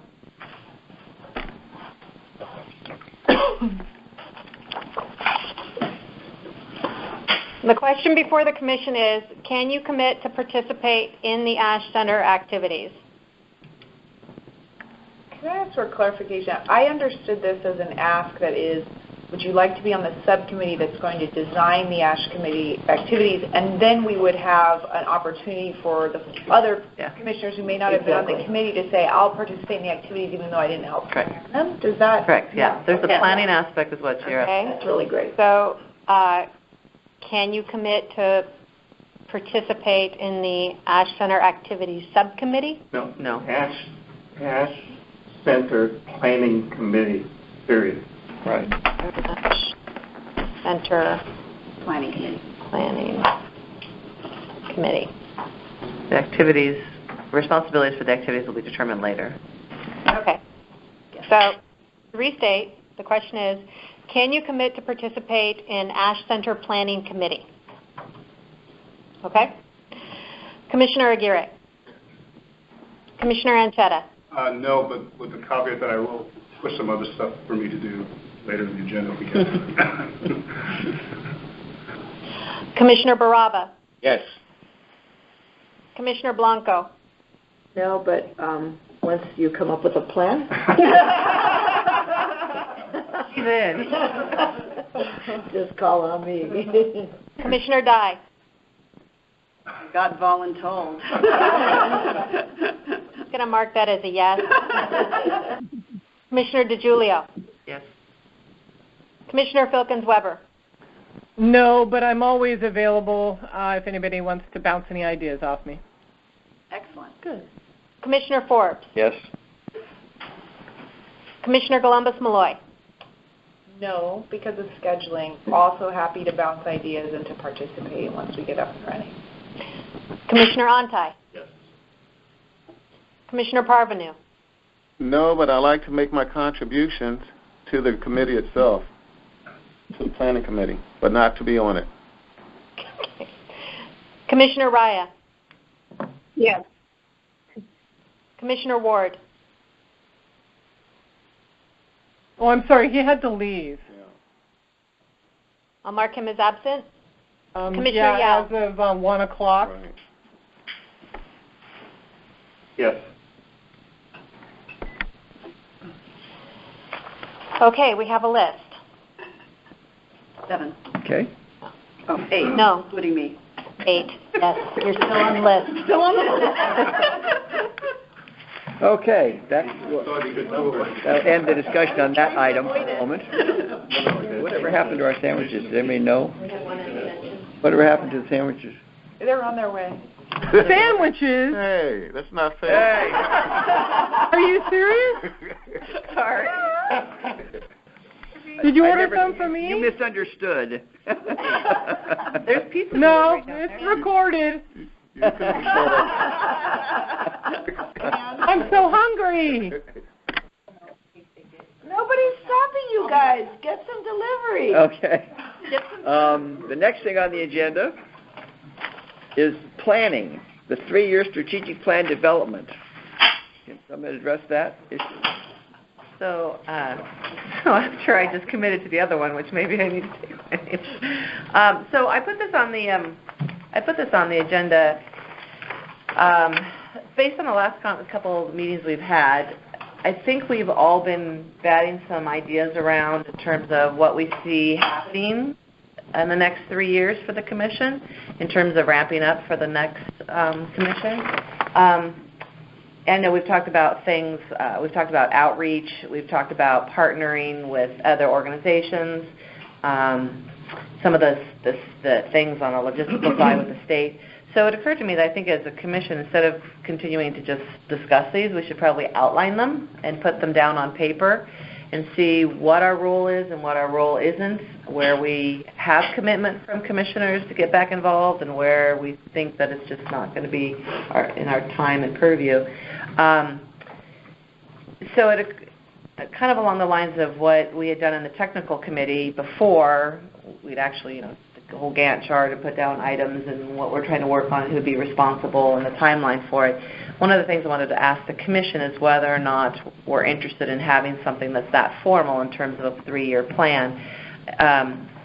I thought of it being broken down into areas of responsibility that we'd had previously established, the finance and budget, the legal, technical, public information. I'm sure within each one of those subgroups you may have ideas of what you envision that may need to be done in the next 3 years and the time frame for doing it and who would be responsible. As I mentioned too, there's also, we had some conversations since we had partners in Washington, D.C. too. There's a lot happening, and I think maybe Angela sent this out too. Maybe you could talk about it a little bit, but I know the League of Women Voters has already created some other activities that will be taking place for the next 12 years, 15 years, 22. So I think there will be things that will be happening with the State Bureau of Audits. Is that what you still want to call? The League of Women Voters. There'll be outreach. There'll be a lot of activities that are happening, and we may or may not have a role in it. They may or may not want our input. There may be some level of we assume we have a role to play, and maybe we don't. Maybe we do, but we have to find out what it is. So along those lines, I wanted to throw out to the Commission what your thoughts are and your ideas in terms of developing something on a more formal basis, or at least putting some things down on writing and see where we stand. Because, to be honest, I could easily see us in 6 months we'll have the same conversations again. Wouldn't it be nice to have some outreach? Wouldn't it be nice to get in touch with? And then another 6 months we'll do the same thing. So unless we actually put some of our ideas down and see if there's a role for us to play, again, I know we all have limitations about our time these days, but I guess it was in terms of instead of continuing to talk about it, maybe take some action. Threw it on the wall. Angela, I know you, because we had kind of worked together before the Technical Advisory Committee on and Michelle, I think developed calendar the same agenda item. Yeah, I think Angela put the same one. And we did speak earlier in the week, and first Michelle outlined what we had talked about.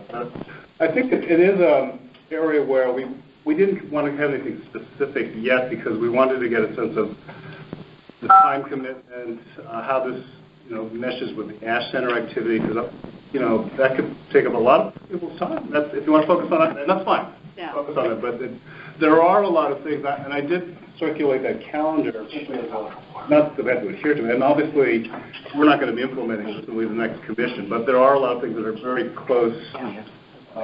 They're coming up pretty soon in terms of the recruitment of the next commission, and those are things that we have to start thinking about next year if we're going to get engaged. And there's a whole bunch of things related to the census and data, which I think we ought to try to get a good sense of, because the next commission will not have the time to actually figure things out prior to the census. But they won't be around prior to the census. We're trying to get things like the prisoner data or work with the 2020 census activities, and also Vince is on top of a lot. We're working with a lot of this stuff. We need to kind of figure that stuff out soon. But I don't think we had a specific process we wanted to push yet, because we wanted to get to how much people can actually commit to doing things. Because if the committees can move forward as committees, that's great, but you may not have that time or resources. And again, the ASHCAP may be all you want to work on for a little while. So we just wanted to throw it up for discussion.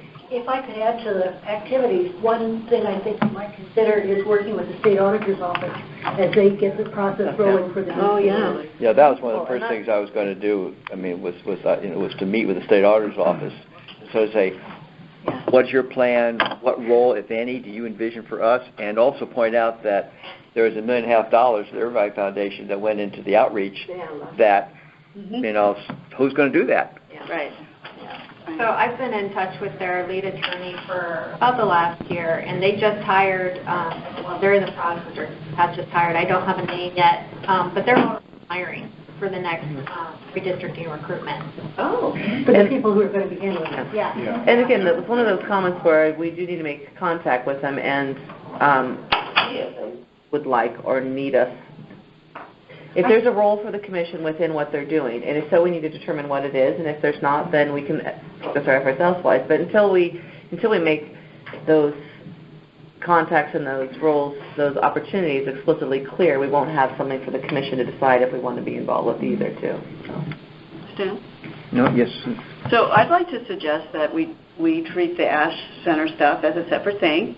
Yeah. Because it is a separate thing, because our responsibilities as a commission to the state of California are pretty distinct and, outlined here. And I'd like to suggest that Michelle Angelo form a subcommittee to really think through it and identify who are the people we need to talk to, get this meeting set up, have those initial conversations, and report back to the commission. Because I think there's actually a ton of stuff that needs to be done, and I think the Ash Center is its own thing. I think California as a model for the rest of the nation is its own thing, but we as a commission, like I said, have a lot of work to do to fulfill our responsibilities to the state of California and to the next commission to make sure they're ready to help recruit for the right people, to encourage them to inform people in the state. And I think that's another big effort. I'm really happy to see this agenda item on, because we are going to have to we're going to have to kick this into gear really soon. So I think if we have an advanced team to kind of think through it and have initial meetings, I'd like to propose that we authorize Michelle and Angelo to sketch something out and to identify where we need to take action as a commission, and then, of course, pull on the rest of the commission to, I'm not putting it all on you, but someone needs to sit and think through it and to look at this timeline and, identify the other things that this commission has expressed an interest in getting involved in. For example, really helping with recruiting and being part of what wasn't done for us, which is, being available for people who might be interested in being part of the next commission and being able to tell them what it was like. I think that we had expressed interest to be part of that process. So, we do need to insert ourselves. And then there's a whole other thing, and that's the reason I put this on the agenda, about the census. And now that there is a commission, there wasn't the last time, but we exist now. And the census process is happening, and to what degree can we take advantage of the fact that all kinds of people are going to be deployed to do the census? Can we piggyback on that to also educate people about redistricting at the same time? I think we should think strategically about that, because there'll be huge resources that are put into the census, and maybe the commission can piggyback off of that. So, Michelle, did you have some ideas that you were thinking of from this session? No, I think when Angela had an opportunity to talk, it was simply recognizing the need to start formalizing some of these ways that we'll need to get involved in the next 3 years. Initially, I think we've talked about outreach quite a bit, and as Cynthia mentioned, I think I would rely on some of those advisory committees, the legal, the finance outreach. There may be some nuances that they know about that may need to be done, and those could be incorporated into a 3-year plan. But ultimately, Angela and I could probably put some stuff together, but I think there has to be a level of re-engagement. I think we as a commission have been, most of us, not all of us, have been able to kind of participate at a much lower level, but I think in the next 3 years there also has to be some decisions made by individual commissioners how much they'll be involved and continue to move it forward, because we're only as good as those who participate, too. Yeah, and there should be, if you really can't commit, it's fine. I think we're not trying to reactivate all the committees and push. We're not going to come anywhere close to what we did back in 2011, obviously. But we need to have some realistic sense that we only got probably about 3 years left on our terms, and we'd like to set it up nicely for the next group to be able to push it forward. Stan? Yes, Peter? I hate to bring up the topic of money, because whatever we want to do or plan to do, we have to have the willingness to go out and get that money from the state. Because just saying that these would be the nice thing to do without somebody working it full time, it's not going to get done. For example, the last time around, the Secretary of State ended up having to provide us with some help, okay, just to get us through the front door and all that. And I think it's a silly process to get going by using borrowed temporary help, okay. So some of the things perhaps we should do is to have that temporary structure in place so that the next group can walk in and sort of feel like they're at home and can start doing work. There are a lot of analytical issues that probably should be done ahead of them forming a team and saying we're going to go off and do that.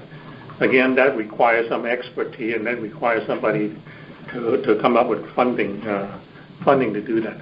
How willing are we, as 14 of us, or maybe you living in Sacramento, willing to go out and pursue that chunk of change to make this happen? If all we have is ideas and no money to do the work, whatever work that we come up with, we're kidding ourselves, especially when we can't even find the money to take care of the work that needs to get done right now, okay? That's the money that we need to do just to stay alive. So let's get, if we really want to do it, I think we need to spend some real effort to make sure we have a plan to get the money we need to do the job right. I don't mean to throw a damper on the topic. I don't think this is what we're going to do. We're not doing anything right now. We're not proposing to do anything other than outline what the next 3 years may look like for the commission. I mean, the reality is we could do absolutely nothing from here on out, and then next commission will be seated with or without our help, to some degree. I mean, there's some logistics, I'm sure, as an organization, but if we outline ways that we might be able to offer ourselves as answering questions for the public, as meeting with Bureau State Audits, that's not a funding thing for us. We're not talking about going out and creating materials. That's not. No, I understand that, but just going out answering questions for the public, okay? Unless you're willing to travel in your own time, unless you're willing. I mean, if that's what you're suggesting, that's a different dimension as compared to getting the next convention ready to jump. That's not our job. That's not our job. That's not our job. Okay, I just need to make that. Or at least that's part of the analysis. I think we've been sort of operating on the assumption that the budget's not going to increase. We don't rely on our own volunteers. And again, that's why we need to know whether you can volunteer or not. I think you can. No. Sorry, we cannot hear Commissioner Anchetta. Yeah. Can you speak up a little bit? I'm sorry. I can't. Sorry, we're moving the microphone right now. You hear that? You can now hear that we're distributing our sandwiches. No, we're not. We have no sandwiches. That's a false rumor. No, I was just saying, again, just very quickly, just saying that we're sort of operating the assumption that there's no changes in the budget, that a lot of this will rely on the commissioners' volunteerism, and, you know, maybe there might be some opportunities to try to get augmentations. I don't know, but I think that's not something we're going to work with. And again, if commissioners can't commit, we just won't be able to do certain things. And I think that's, but it's just sort of getting the process started so we have the analysis. So let me ask you a question. The first round, there was a lot of attention given to outreaching and trying to recruit members, and a lot of that was funded by the Irvine Foundation. Right. That money isn't going to be available. It's unlikely to. I don't know if that's going to be available. No. But I am getting calls now. That was the clear answer. I want to say a little more about why. Where's the mic? Here. About why that is. The reason that the foundation invested was to be able to support effective implementation of the process and to really be able to set a standard of what does it take to do it well. And now that it's clear what it takes to do it well, the foundation has to be careful around not supplanting the role of government, essentially. And so there's, in a state like California, there's many other things that philanthropy has to be at the ready to help catalyze. And so our anticipation was always that ultimately this is something that's a government function. It really should be seated there. So it's not out of any less appreciation of the role that the commission is going to play, but really with the idea that it can be sustainable over the long term. So the reason why I raised that question is in San Diego, there were at least 3 groups that were funded by the Irvine Foundation, outreach. And that's how I was connected. It was through one of these funded agencies that went out and outreach to the Pacific Islander. And so right now I've got at least 2 calls from individuals who are asking, is that going to happen again for the next round? We need to get out there and get the word out again. So it's I guess, a combination of concerns that I guess Peter's raising in terms of funding. Is that going to come? How formalized we're going to do that?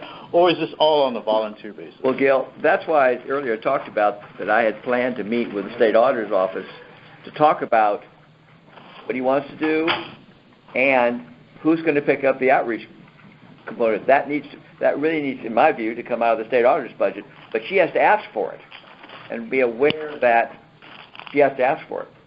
And that was one of the purposes of my meeting with her. I'd like to interject. Hello? That developing a plan is an excellent first step because in any budget change proposal or any organization, I have to be able to clearly defend and explain exactly what activities this funding will be used for. So if I can point to it and I can explain it and defend it, then it's much more likely. Hello, this is Jean. Hello? Okay. Yes, Jean? Yes. I would like to see, I'm in agreement with having Angelo and Michelle if they are willing, and I may have missed some of that, but to set out some ideas and outline all the things we need to know about each activity in order to determine if they're feasible.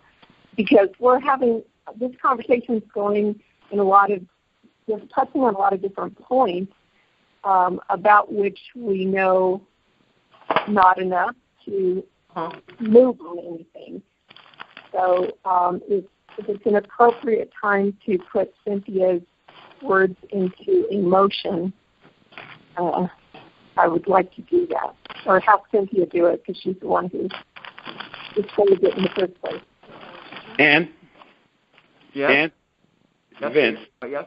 Vince, I would think that in this next round, it's not like this is a whole new idea. This is an idea that has been completed and completed successfully, and I would imagine that the press is more likely to really do a job of communicating the importance of continuing it.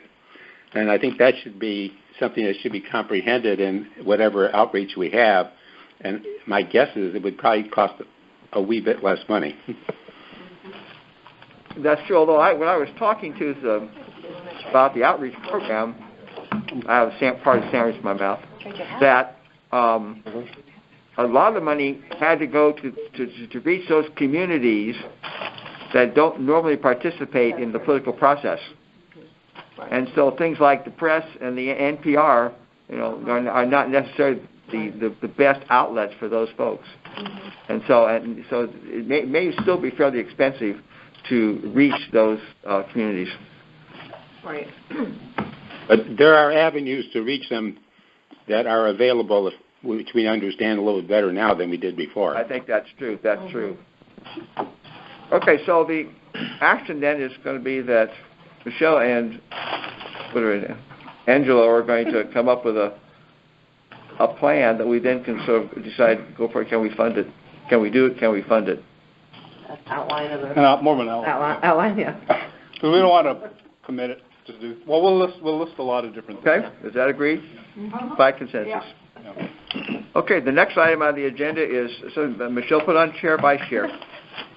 This is just simply, I think similarly in thinking about us ramping up in the next 3 years, Stan has done a great job as our chair and really holding down the fort for the last, I tried to go back, I think it's since we really stopped doing, when we went to the yearly vote of a chair, which had to have been back for like 2013, 2012 maybe even. So we've taken yearly votes on continuing with the chair and vice chair. So as we start ramping up, it's time for us to start going back into our rotating vice chair into the chair and then electing the new chair position. So, and I think at this point we've had a Democrat and a decline to stay, or no political party now, and so now maybe it might be time to be able to bring in a Republican. I think there's some arguments too. There's different arguments for different political party. There's arguments for different age groups. There's different arguments for different diversity, for whatever it may be, different specializations. Personally, I actually think there's maybe even an argument. I'm assuming that Jean, first of all, I guess the assumption is that Jean will move into the chair position, so then it'd be the vice chair. I know that Vince has expertise also in census, and I think that's a really important issue that's coming to be in terms of someone from the Republican Party. And I think maybe even with some of the issues that he knows about as well, too, in Michigan and other places, that might come into play. Jody, I also thought of you in the vice chair. I know you're really busy, but you provide a nice diversity in age as well, too. No offense, Vince, but so I'm going to throw it out there. I take it as an offense. Okay. I'll owe you later on. So that was what I wanted to throw out there as well, too. I thought I'd just open up the discussion for everyone else as well. Comments? I think it's timely to go back to the rotational process. The hardest thing will be because an awful lot of stuff happens in Sacramento. Signing checks, signing, bureaucracy. I mean, this is. We can always mail it. No. Yeah. Oh yeah, I mean you can do that. I think there's no doubt we've been very fortunate to have Stan, and the convenience of it has been an extra benefit. But I think we are a state that represents the whole state, and as such, we just have to find a way to kind of make that happen. Right. So. And speaking, as half of the new Ash Center leadership team here, I just want to remind everyone that the very first thing that Michael Lee made a comment about in terms of what was the true innovation and the reason that we got this award, he said size. And he said that, that's made us different from Arizona, who of course did it before us. But size because it allowed for the, and I think that's something that, and he also talked about the rotation, as that's an innovation that the commission came up with on its own and wasn't in the original legislation. And it continues to be something when I talk to members of the public that they love about the commission, that they see that there is no permanent chair and that it could be someone from any of the parties and that the chair and the vice chair are not the same. And I think it's reassuring to the public to see the diversity that we have on this commission. We all have different strengths and different skills, and we got to see that a lot during the process, and I think it's time for everyone to step up.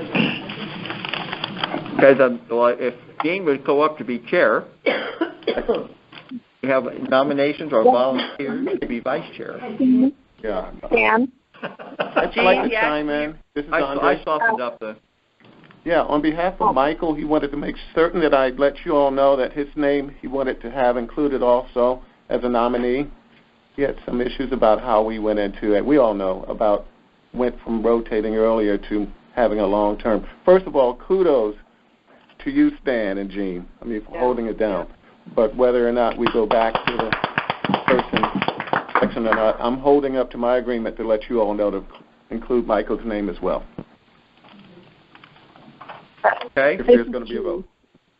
Laura, this is Jean.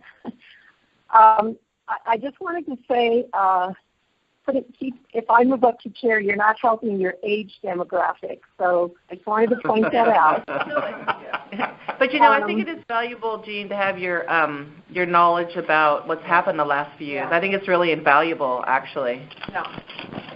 I also wanted to say Stan and I have been in these positions for a long time, and I am perfectly willing to, step aside if there's another person that you would like to elect as chair. But I'm willing to serve if that's what you choose.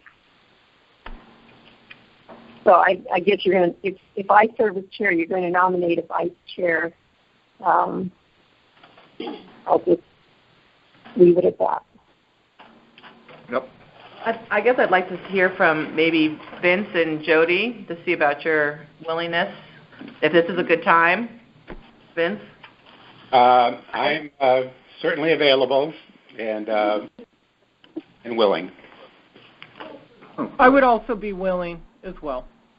Oh, great. Well, that makes it interesting. Either one. Our cup runneth over. So yeah, exactly. So thought into the length of the term now that we wanted. I did. And one of the things I was thinking about, and I know we're all very busy, to be honest.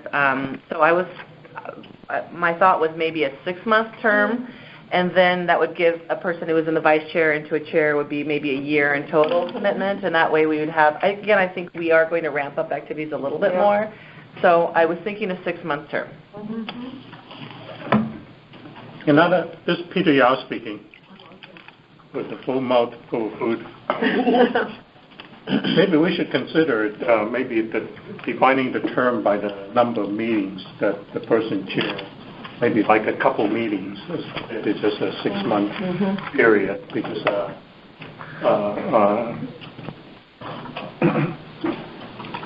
sometimes we've gone on 6 months without a meeting, and being a chair is less meaningful. But to assume a certain level of responsibility and knowing that you have that responsibility, why don't we try to define it as a function of workload? I divided it 6 months only because I think that the real workload happens outside of the meeting, to be honest with you.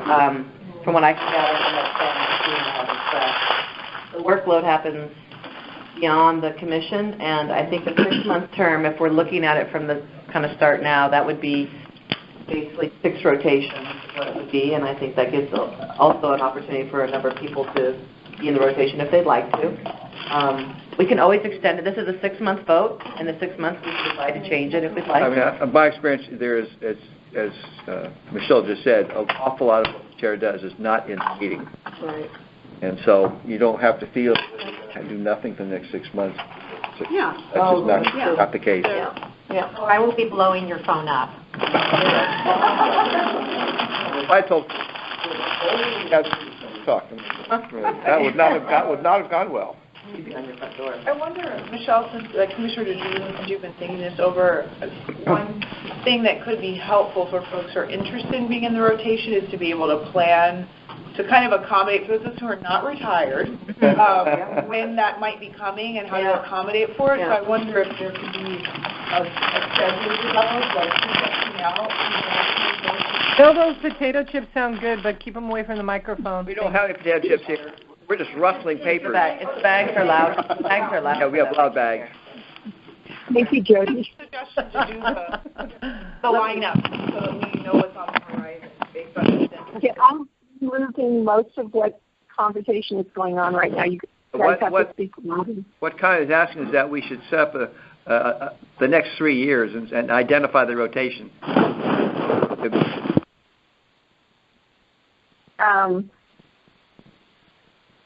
Okay.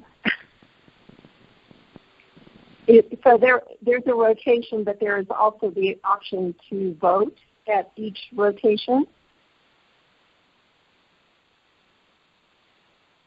Hello? Am I gone? Hi, Jean. I'm here again. Did they hang up on us? Oh, so irritating. We're down to the wire. Oh, can you hear us now? Yeah. Can you hear us? Yeah, mute button was accidentally hit. Oh, the last thing I heard was set up the rotation now for the. Is that what you were saying for the next 3 years? No.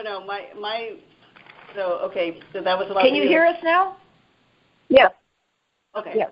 So my suggestion is we not set up a rotation this time because I think for those of us who work, it's really hard to predict 3 years in the future. I think we elect a vice chair. We nominate a vice chair. We ask Jean to step up into chair, assuming she's still willing, age notwithstanding.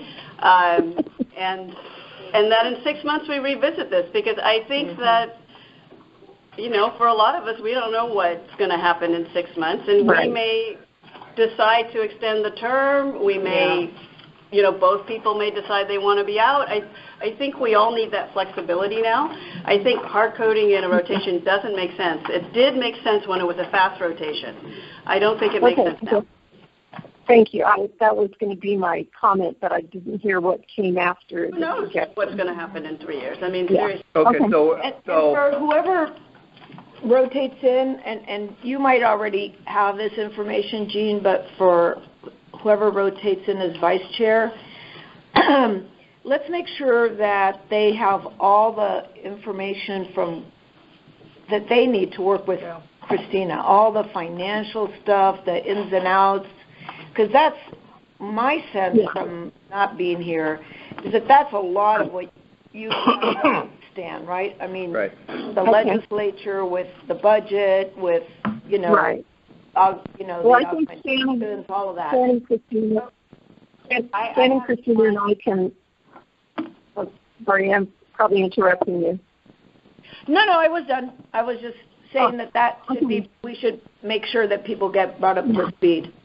I have one administrative concern, and that the state requires that whoever signs off on documents be in a particular spreadsheet. So whoever's going to be the chair and the vice chair, I'm going to need you both to return that ASAP within 24 hours. Okay? Well, Jean's already in, all right? Okay, so whatever your suggestion is a good one, Maria, and I will make sure that I also spend time with Christina and Stan to, have everything very clear to pass along. Yeah. So, Jean, it sounds like that was a yes. Okay, so let me make a motion then that we name Jean the next chair for the next 6 months, beginning after this meeting. Do I hear a second? Okay. Beginning September 1. Second by Gabino. I heard him first. We're going to vote here. Give me just 1 second. So, may I amend your motion to say September 1? Since it's convenient only the 1st of September. Okay, so tomorrow. I'm sorry. Can you repeat the motion? Motion was that commission chair beginning effective September 1st. I know it makes September 2nd because I don't want to have this meeting not count because there was no chair or the ballot chair. Yeah, that's right. September 2nd. Is she getting back? When are you getting back, Jean? Monday. Do you want to make it after that in case you're needed? It'll be September 6th. Okay. 5th, right, sorry.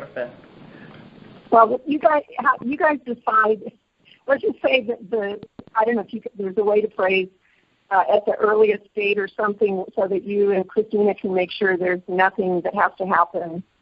Right, that's what I said before. Yeah, the weekend is okay. And then the last period of 6 months. And Stan, you made the motion? I made the motion and Gabino seconded it. I'm going to read this back. The motion is nominating Jean Raya for CRC chair as of September 5th, 2017 for a term of 6 months. I'd like to request one modification. Can we pick the VP so that we don't go through this twice? I make amendment that we nominate Vince Baraba as vice chair for the next 6 months. Sorry, I make an amendment. Are you good with that, Vince? That's a friendly amendment, and I'll accept the friendly amendment. So the seconder accepts it? Both? Don't worry, Jody, we'll get you. Yeah, don't go too far, Jody. That was a friendly amendment, and both the mover and the seconder approve it. I think that sounds like we'll be Helpful to have Okay, so the motion is amended to say to nominate Jean Raya for CRC chair and Vince Baraba for CRC vice chair as of September 5th for a term of 6 months. Any public comment on this motion? Seeing none, roll. Commissioner Aguirre? Yes. Commissioner Anchetta? Yes. Commissioner Baraba? Yes. Commissioner Blanco? Yes. Commissioner Dye? Yes. Commissioner DeGiulio? Yes. Commissioner Filkins-Weber? Yes. Commissioner Forbes? Yes? Commissioner Columbus-Malloy? Yes. Commissioner Ontai? Yes.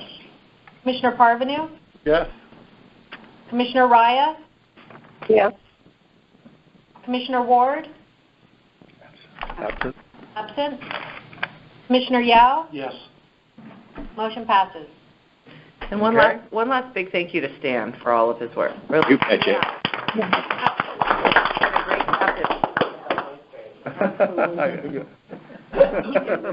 Okay, let's. May I interrupt for a moment, Dan? Yes, please. Okay. Now that you guys have done this, I'm going out to make the best of my vacation time. So I'm going to leave the call. I wanted to be on for all the discussion on ASH and so on. So if you don't mind, I'm going to go now because we have dinner plans. It's 2 hours later here. All right. Always see. Right?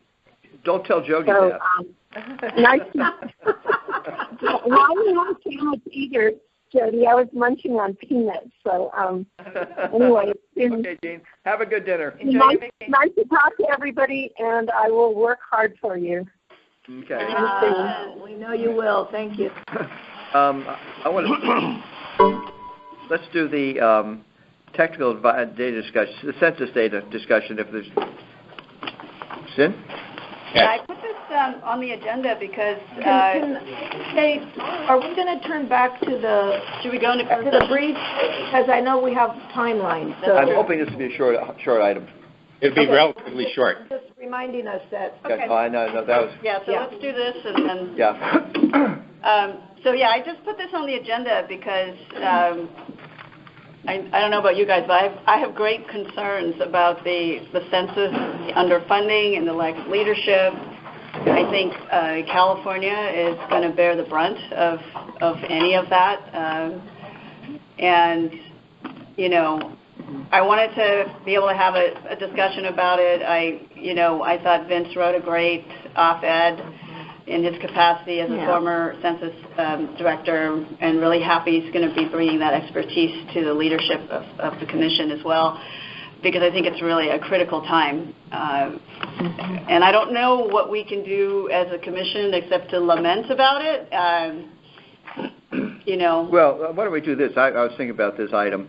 Vince, would you write a letter on behalf of the commission? We'll approve the draft or have Gene sign it on behalf of the commission, just encouraging that this be done in an appropriate way. I mean, adequate funding and a left timeline, and we'll send a letter to whomever that should be addressed to. That's something we can do. Yeah, I was actually wondering if that would actually hurt more than it would help. So that was another question. But, I think, I wanted to get this on the record that, the voters of California put a lot of, they put their faith in this commission to draw proper lines. But I'm very concerned that, with what's happening, that the power is actually going to go to those who are counting rather than those who are dividing into districts. And that, we're going to hopefully hear at the next meeting a report back from the legislature about the implementation for prisoners. This is something that struck me when I had a chance to go to the new Smithsonian Museum while we were in D.C., the African American Museum of Culture, and it was fantastic. But one of the things that I learned about is that gerrymandering is, as we know, is a very old practice. Yeah. But what people may not know, and it didn't occur to me until I was looking at this exhibit, that the fact that slaves were counted as 3/5 of a person, that was not only just morally offensive, but it also gave the white slave owners in the South incredible power, because that meant they had all these extra people that were counted, as part of the census. And that was actually, fundamentally the risk that caused the Civil War. And I think that's something that, people react first that, how can you count someone as 3/5 of a person? But that wasn't the bigger implication. The bigger implication is that those people were counted for the purposes of counting is redistricting. not bad, but they were counted and couldn't vote. That's right. They were counted and couldn't vote, fine, but that power accrued to their owners, basically. Yep. And so I think, I'm worried we're kind of getting into a similar situation where, those that count are going to determine things and choosing who not to count or how to count them. In the end, if we have this commission that's doing its best to draw great districts, if the count is wrong, there's only so much we can do. So, Cynthia, I can assure you that if anybody tries something like that, there would be a mass exodus out of the United States Census Bureau because those employees are dedicated to doing it right, and they would not tolerate it. The problem that they are now facing is they're not being funded properly because what they've tried to do is take advantage of existing technology and do part of the census using the Internet. But they want to test it this year to see if it works. And that is the biggest issue facing the Census Bureau at this time. So Vince, knowing that, is there any role for the commission, or do you feel that something simply as you being engaged as a former census director is enough, or I'm just curious whether you see a role for the There is, every organization that I'm aware of is pounding on the door trying to get that money funded, including members of Congress. Yeah. But we have an existing administration that's so far is hiding from everything. So that's what the issue is. There are other questions, partially of what Cynthia's raised about the designations of how you're going to identify people, particularly LGBT communities and things of that nature. But I'd be more concerned about how do we get the money in there rather than whether the census will be misused for political purposes. So is it useful for us to write the letter? I just don't know what effect it will have on the current administration because who would we write it to? We'd write it to the president. And I doubt if he's even aware of these things. And but if we wrote to Congress, they're well aware of it. That I can assure you because they know what the meaning is. Okay, then. And there's a group of former directors who are organizing and meeting daily with the Secretary of Commerce and things of that nature to try to get this thing resolved. So one other idea, Vince. We are from California, home of Silicon Valley. Is there any way that we might be able to galvanize the tech community to assist with some of the technology? The Census Bureau, I believe, has already made that contact, and I believe they have, engaged them in the activity. Okay. Okay, then we won't write the letter because there's no point in doing that. My guess is I don't know how it would have any effect, because what the hell then we won't do it. Okay, the next item, we're going to go back into closed session. That's completes our agenda. Can I chime in first under this one? Yes. Okay, yeah. I'm so glad this item is on here because time is of the essence, and thanks, Cynthia. I remember how we had to hustle last year after the numbers came in, and we were at breakneck speed trying to, get these numbers crunched. But two issues I've run across. There's an assembly bill. I forgot its number. I think it falls under Mike Davis about prisoner data. Are they counted at their home addresses or at their prison addresses in some of these small towns? How should we, this is a general question, it's come up before, how should we address questions like that may emerge? And also, I've spoken with a lot of people that are talking about the advantages of computer-assisted redistricting using algorithms and geometrics and so on. But I explained to them that, even these computer-assisted redistricting programs can still be biased. Depends on the programmer. Or it doesn't really have the full effect of measuring or determining communities of interest or some of the geographic, natural boundaries, like rivers, train tracks, and so on. So those are two census-related issues that I'd like to have included in the discussion since it is on the agenda. And do we have a position on either of those two items? And this is Vince again. Uh-huh. The Census Bureau has taken the position that they're going to count the prisoners at their facility. Okay. Because that is identified as their place of residence, which is what the Constitution indicates should be counted. However, they have also stated that they're working on a program that if the states want to participate, if they could provide they'll provide software that if you get the address of where the person lived before they were incarcerated, you could run that software, and those people could be identified into those geographic areas and outside of the place where they're incarcerated.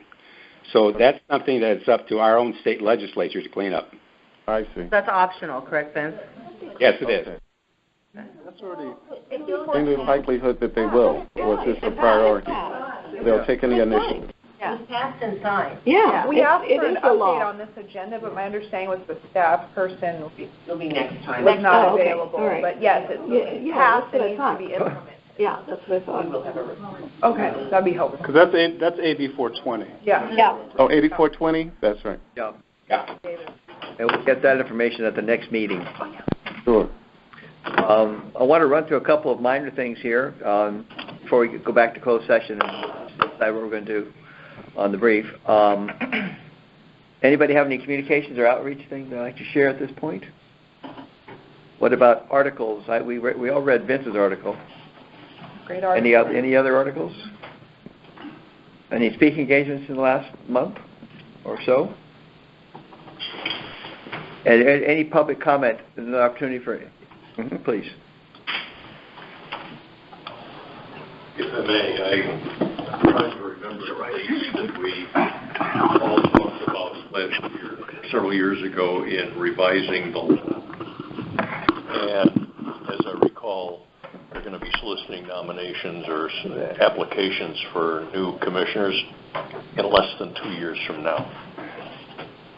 The other thing was that the time frame between receipt of the census data and the time you have to produce the maps gets shorter the later that Census Department releases the data.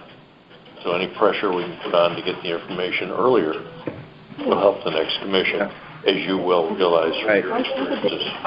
Isn't it statutory? Don't they have a date by which they have to? Do you know, is there a date by which the census data has to be available? A complete number of the population has to be delivered to the president on January 1st, 2020. Now, the difference is that's the complete count. Now you got to get to the block level data, which is we need, and that takes a little bit longer. Is that a statutory date? Yes. That's how the districts are apportioned. And what is Sorry, that Vince, did you say 2020 or 2021? Because I thought the census occurs in 2020. I make it up for 20, and then they could do the real one at 2021. And when does the census block data due? I don't have that date. Okay. Okay, so. Sorry, Mr. Wright, the first comment you mentioned was things we talked about changes. When this commission proposed changes to the law and they were enacted, it changed the schedule. Yeah. Okay? Yep. Giving the commission more time to form and organize before they had to get out and start soliciting information, and certainly well before getting the maps in place. And that moved the application date, I think it was 6 months or earlier, which would push it into, what, 2019? Yeah. Okay. So, the outreach and so on that you need to do to help people that want to apply happens this much sooner. Right, it's next summer. Thank you. It's next summer. Okay, does anybody need a break, or can we finish the closed session meeting? I have to leave at 20 after, so. I'm sorry? I have to leave. Okay, well, if you have to go to the bathroom, go ahead, but we're going to go on to the closed session item. We'll take a closed session. And we'll be back here in 5 minutes. Vince, 5-minute break. Vince, Jean's 5-minute gone. break. Okay, we're recording again. We're back in. Okay, we're out of closed session, and we decided by commission vote to file the amicus brief with a press release. And we also decided to change the job description or the job title of Christina Shoup to director. And the meeting is now adjourned.